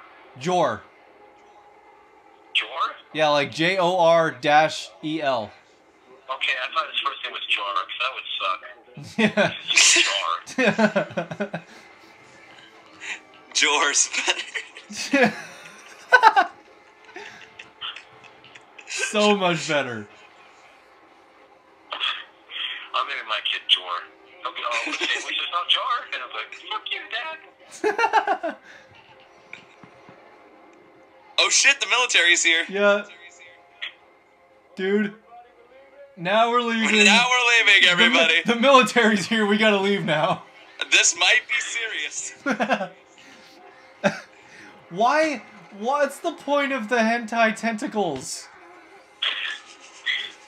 Really? Like, I really do not like that. Like, the atmosphere is already, like, fucking with him. Do you really need him to fight off tentacles? They should have, like, a graphic scene, like, where the tentacle, like, forces its way into his mouth and stuff. He's like, oh. I'd be like, yeah, that's all I have to say. Like, the scene would have worked fine of him struggling to beat it when he couldn't breathe in it. Like, it was already showing him suffocating. Do you really need him to be batted around with alien tentacles? Like, no. Oh, jeez. Yes, just watch the building crumble and not run away from it. You know, be paralyzed with fear, I guess, but... No, I changed my mind. Let's run in the same direction as the building is falling, like this. Like Prometheus. They went to the Prometheus school of running away. Yeah. I hate that shit. I really hate that shit. Our people can coexist. So we can suffer through years of pain trying to adapt. Our people can go exist. Like, you can go to Mars and terraform that place.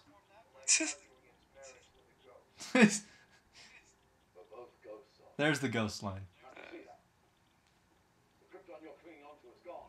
Have you managed to quarantine this invasive intelligence? I have. Then prepare to terminate it. I'm tired of this debate. Silencing you won't change anything.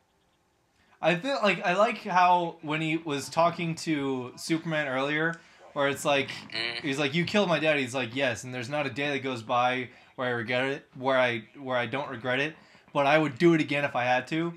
And he's now about to kill him again. Yeah. Tell me. You have Jarrell's memories, his conscience. Can you experience his pain? I will harvest the Codex from your son's corpse. And I will rebuild Krypton atop its bones. See, there's the motivation of him staying on Earth to terraform and not going to, like, Mars or something like that. But yeah. We needed that sooner. Like, when he was talking to Superman. Like, have that sooner. There's only like 30 minutes left of the movie now, and that's when he decides to tell us why Joe's here. Yeah. Really, man. More tentacles. And literally, like, he was going towards, like, he was heading towards underneath the machine, and we just spent, like, 10 minutes of him fighting these tentacles only to have them throw him under where he was already going. Like, look, it throws him underneath the thing. This is where he was already going. Like, I don't understand. Oh, here's the cool thing that's about to happen. He looks like Christopher Reeve. Yeah. Oh, yeah. Is that not yet? Just kidding. It's in a second, yeah. This scene also doesn't work. This is the first time that this lady has said things in this movie, and now we're supposed to care about the fact that she's almost gonna die. Aw. Well, that's kind of sad. I know, but it's like it's the movie's the movie's not doing a good job. Like this, it keeps cutting back and forth between Superman and these people. Like there's no one else left in Metropolis that's trying to run. Like, why do we keep cutting to these people? What? The ball guy trying to save the girl. Matt was like, I want to bring it up earlier about the ball guy risking his fucking life to save this girl right here. Oh yeah. That'll come back at the end.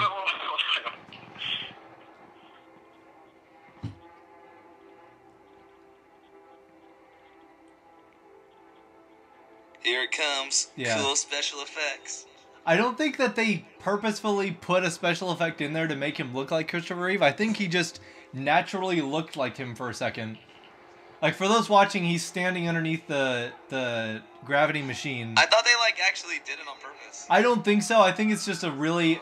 maybe one frame. Like, I've heard both sides of it, because it's right here, like right when it cuts there, somewhere right there is where he really There he looks is. like, yeah, right there. I think it's just his natural resemblance, and then him like making that face, Yeah. the constipated face.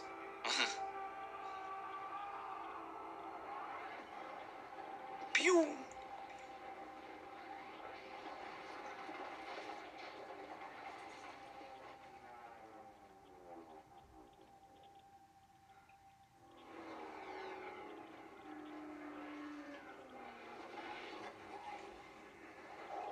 It's like the blast still kills him or something. That would suck. That was- Guardian, we're passing through baseline red. We are good to go. Godspeed, Guardian. On the package. You are cleared hot. We're lining up for the final run. Why is she there? We need your journalistic expertise in order to... I mean, I guess she's the only one who knows how the mechanism works, but like she could have told somebody. This is a cool shot.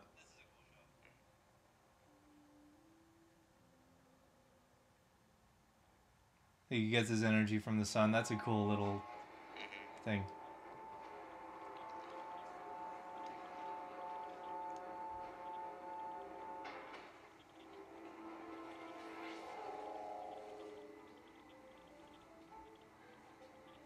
Here's my favorite line from the movie. Hold on, wait, it's coming. Here it is. It's supposed to go in all the way. Best line of the entire movie.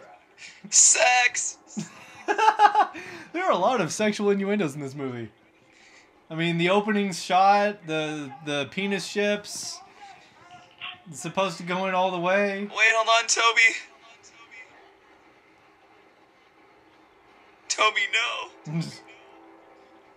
I could shoot you right now and end it, but I'm going to take a dramatic pause so that you can see who's piloting the ship.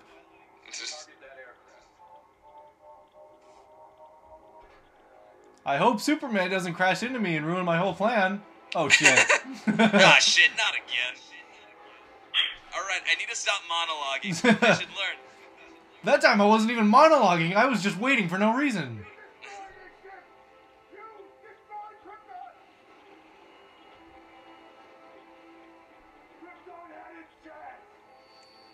I was gonna say, don't make the same mistake, Superman. Yeah.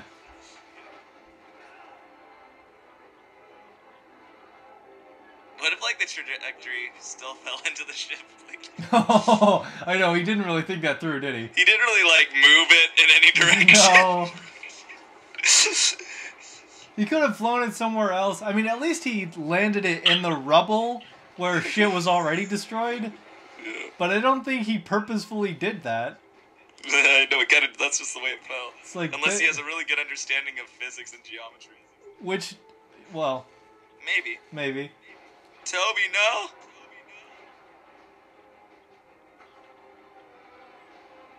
Why do you need a ship to get there when you can fly? Come on, Toby. Save the world. Shove it in all the way, Toby. Yeah, Toby, yeah. And then that looks like kind of like a penis. Yep. penetration tape. Which apparently that guy's death was supposed to be funny because he Wilhelm screamed. Yeah, he did. LOL. Death.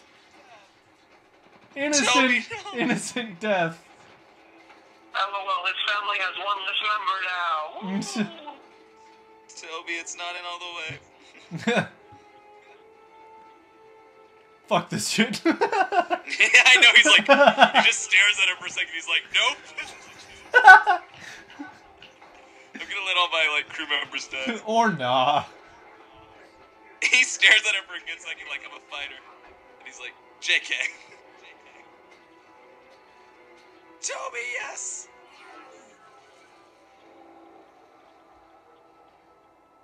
A good death is its own reward. He just told me something like that, and he moved the thing. Should I stop him from doing that, or just stare at the thing that's about to blow up? I should let the man drive. He looks focused. He knows what it's like, though. Which also... And Toby's gone. Yeah, he just died. A black hole is supposed to be created right now. And watch. Everything is being sucked upwards. Watch this. She's falling down. And everything around her is going up. Like, even the stuff on the ground is going up. And she's the only thing that's falling. She's heavier than all the debris on the ground. And now he's having trouble flying away. And it's just so But stupid. the original shot from the original. It's or like so an homage to it. stupid. Huh? It's an homage to that original shot, though. Okay. What original shot? The one from the first one, right when he carries her away. All right. Is it not in the first movie? It's in one of them where she's falling and he catches her and then she flies away in his arms.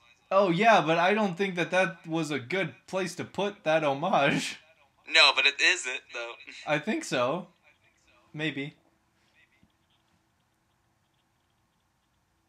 We're standing in the middle of where millions of people died. I'm so hot right now. Let's make out a little bit. We're standing in the middle of Armageddon. This makes me so hot. Which is a dumb line coming up. Who says that? What did she say? You know, she said, you know, they say it's all downhill after the first kiss. Dude, everyone's dead around you. Yeah, it's like, what the fuck? Yeah, I guess it can't. Maybe not. It can't get much worse than this. Nope. This is just a piece of dumb dialogue.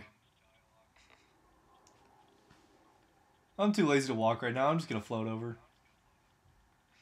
It's like one of those things where it's like they're so insensitive. Yeah. These characters. You know, I'll make a funny one-liner, or not really funny, but I'll make an attempt at a one-liner.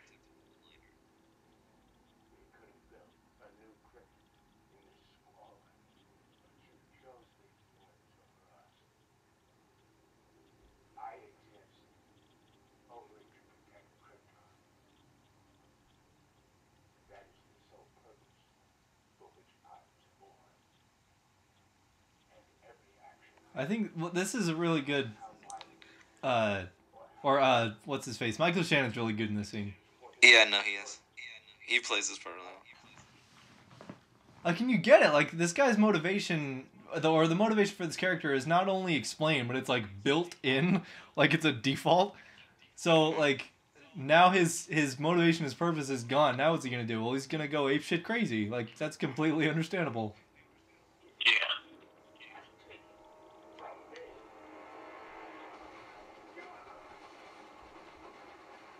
Yeah, that was a really good little monologue. Right?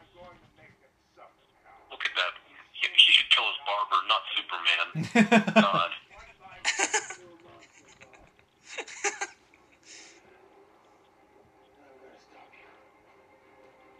Nice line.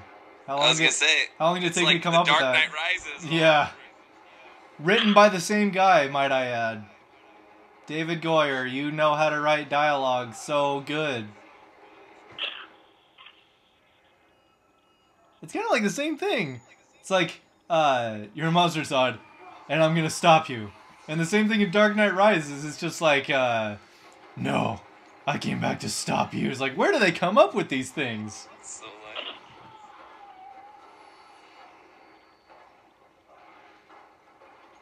This is a cool image right here of him flying through the rubble.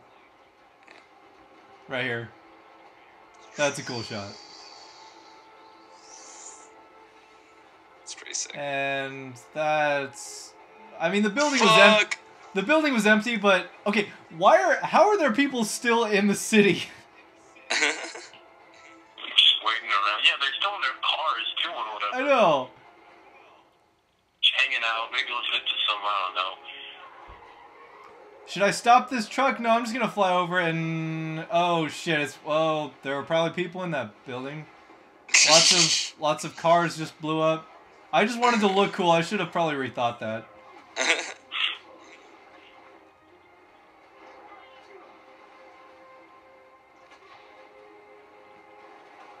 Oh, shit.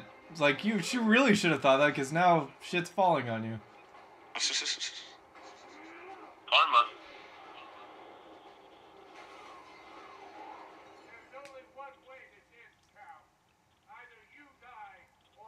That's two ways. I know that's definitely two ways. Yeah. There's only one way. There's only one. Either you die, and that's one, or I do. That's two. Okay, there's two ways this could end. One person's going to die. One person's not going to be alive anymore. I die. Or you get severely injured and can't fight me anymore. Or I could get...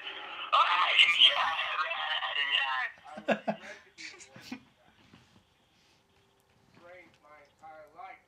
Master. I think that if the Batman v Superman movie touches on the fact that he caused so much collateral damage, and if he fixes that or if he acknowledges that, it could actually make this a better movie, because this is like Superman's first real thing. This is the origin story of Superman. He's still learning and figuring out how to do this. So if it acknowledges and fixes the fact that he did this, then it could actually make this a better movie.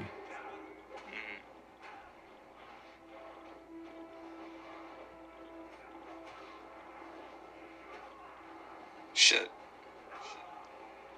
So I'm gonna push him as far away as I can from the city so as not to cause any more collateral damage. I'm gonna shoot him into space, and then we'll fight in space. And there's no way we're gonna come back to Krypton, because that would be dumb. Or do you mean Earth or Metropolis? Oh shit, Metropolis. You don't tug on Soup's cape. Get it? That's a lot of people died there. Yeah, there's lights on in those buildings. There's probably like families in there. Yeah. Hey, can't wait to go home from work, Dad. Yep, we're gonna finally. There are probably We're more. gonna go make it with your mom and. There are probably more dogs in those buildings too. Oh no, that makes me sad. Man, I hope this satellite doesn't. Wi-Fi. Man, I hope this satellite debris and us don't go crashing back to Krypton. That would be really inconvenient. Metropolis. Fucking shit, Metropolis. I keep saying Krypton. I got you. Damn it, how did we get back in Metropolis?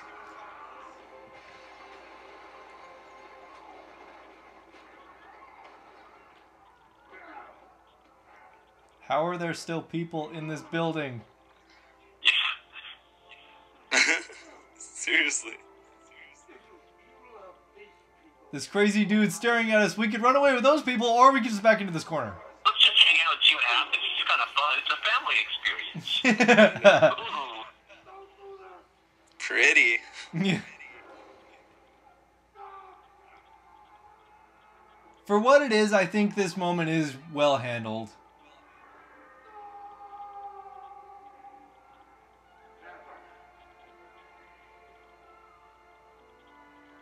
I mean, yeah, he could have flown up with him or covered his eyes or something like that, but he just gave him a reason not to. He just said, stop, and he said never.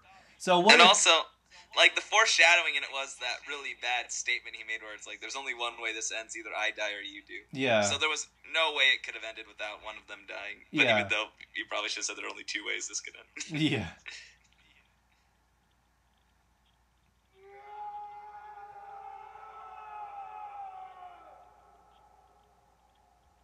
And Cavill really reacts like he acts in the scene really. My English just broke. His performance is very well done in this scene. Yeah. Like He's upset. I really feel like that was the last thing he wanted to do. Yeah. But there really needed to be more time in between this and the next thing that happens. Yeah. Like, there needed to be some kind of, like, talk about it. Like, this is never mentioned again. Now it just cuts to here.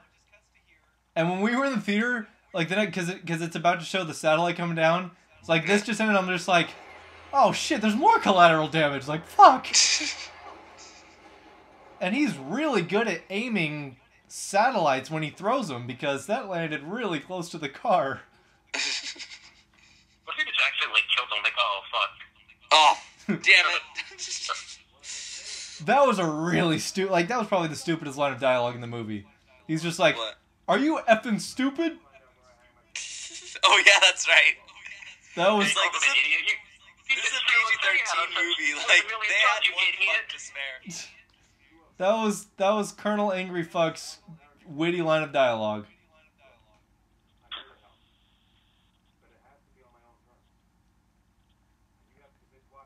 I'm here to help. Don't make me snap your neck. And I don't even snap people's necks. You weren't there, but when I broke his neck, his head spun around like 4 times, so I super snapped his neck. I super snapped his neck. This is dumb too.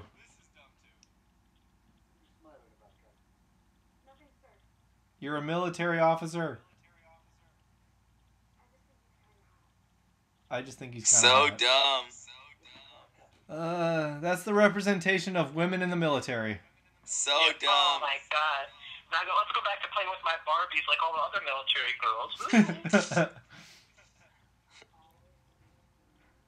Good thing Superman's here to save me because I can't handle myself as a woman in a film.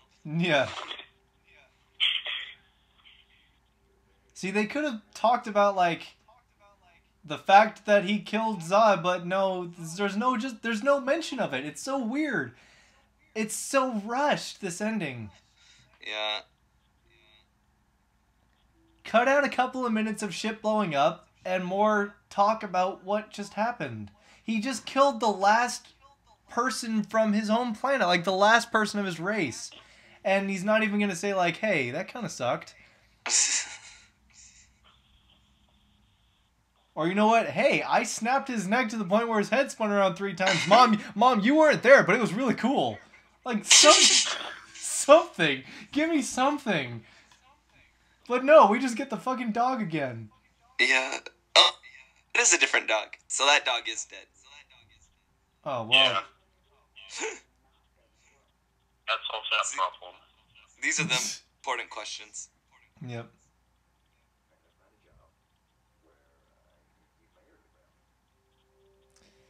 And apparently Metropolis is rebuilt because Yeah. the dude Everything's fine now. the dude who saved Steven, this is your favorite part right here. Here, When the- Steven, you can talk about it. Yeah, go ahead. Okay. Wait, it hasn't come up yet, but I like the glasses nod right here. Right here.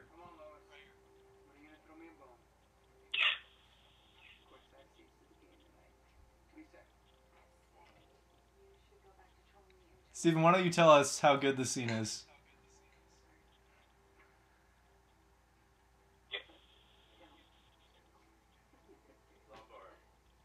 Okay, Steve? so yeah, he just fucking risked his life to save you. I want you to do something. You could have just said fucking no, that would have been fine. But then like you laugh in his face like, wow, they ever want to do that? He's like, oh, I probably that was shitty. I tried. Well, I mean, you could at least said no in a nice way. Yeah. You don't want to go with the bald guy. It's so lame. It's like, I only risked my life. It's fine. Yeah, and also, like, the second thing is, like, there's a game going on after half the city was leveled by an alien thing. There's a game going on and you have tickets? Like, they're selling tickets to a game? Like, people are actually doing it. How was Metropolis rebuilt? I don't How much understand. time has passed? I know, seriously. That ending was so rushed. Yeah, that was a weird ending. Why did it's so fucked up? I get so mad every time that she turned him down. I know. He fucking saved your life. Well, he didn't really save your life, but he tried to save your life when you were buried under rubble and you were about to die. He was gonna try to save your life. God. I do like that last line though, where she says, "Welcome to the planet." Yeah, that was a nice line, but still, that ending is really rushed. Yeah. But yeah, the Credits. score, one of the best scores of 2013. I mean, one of my favorite scores of all time. Me personally, I love this score.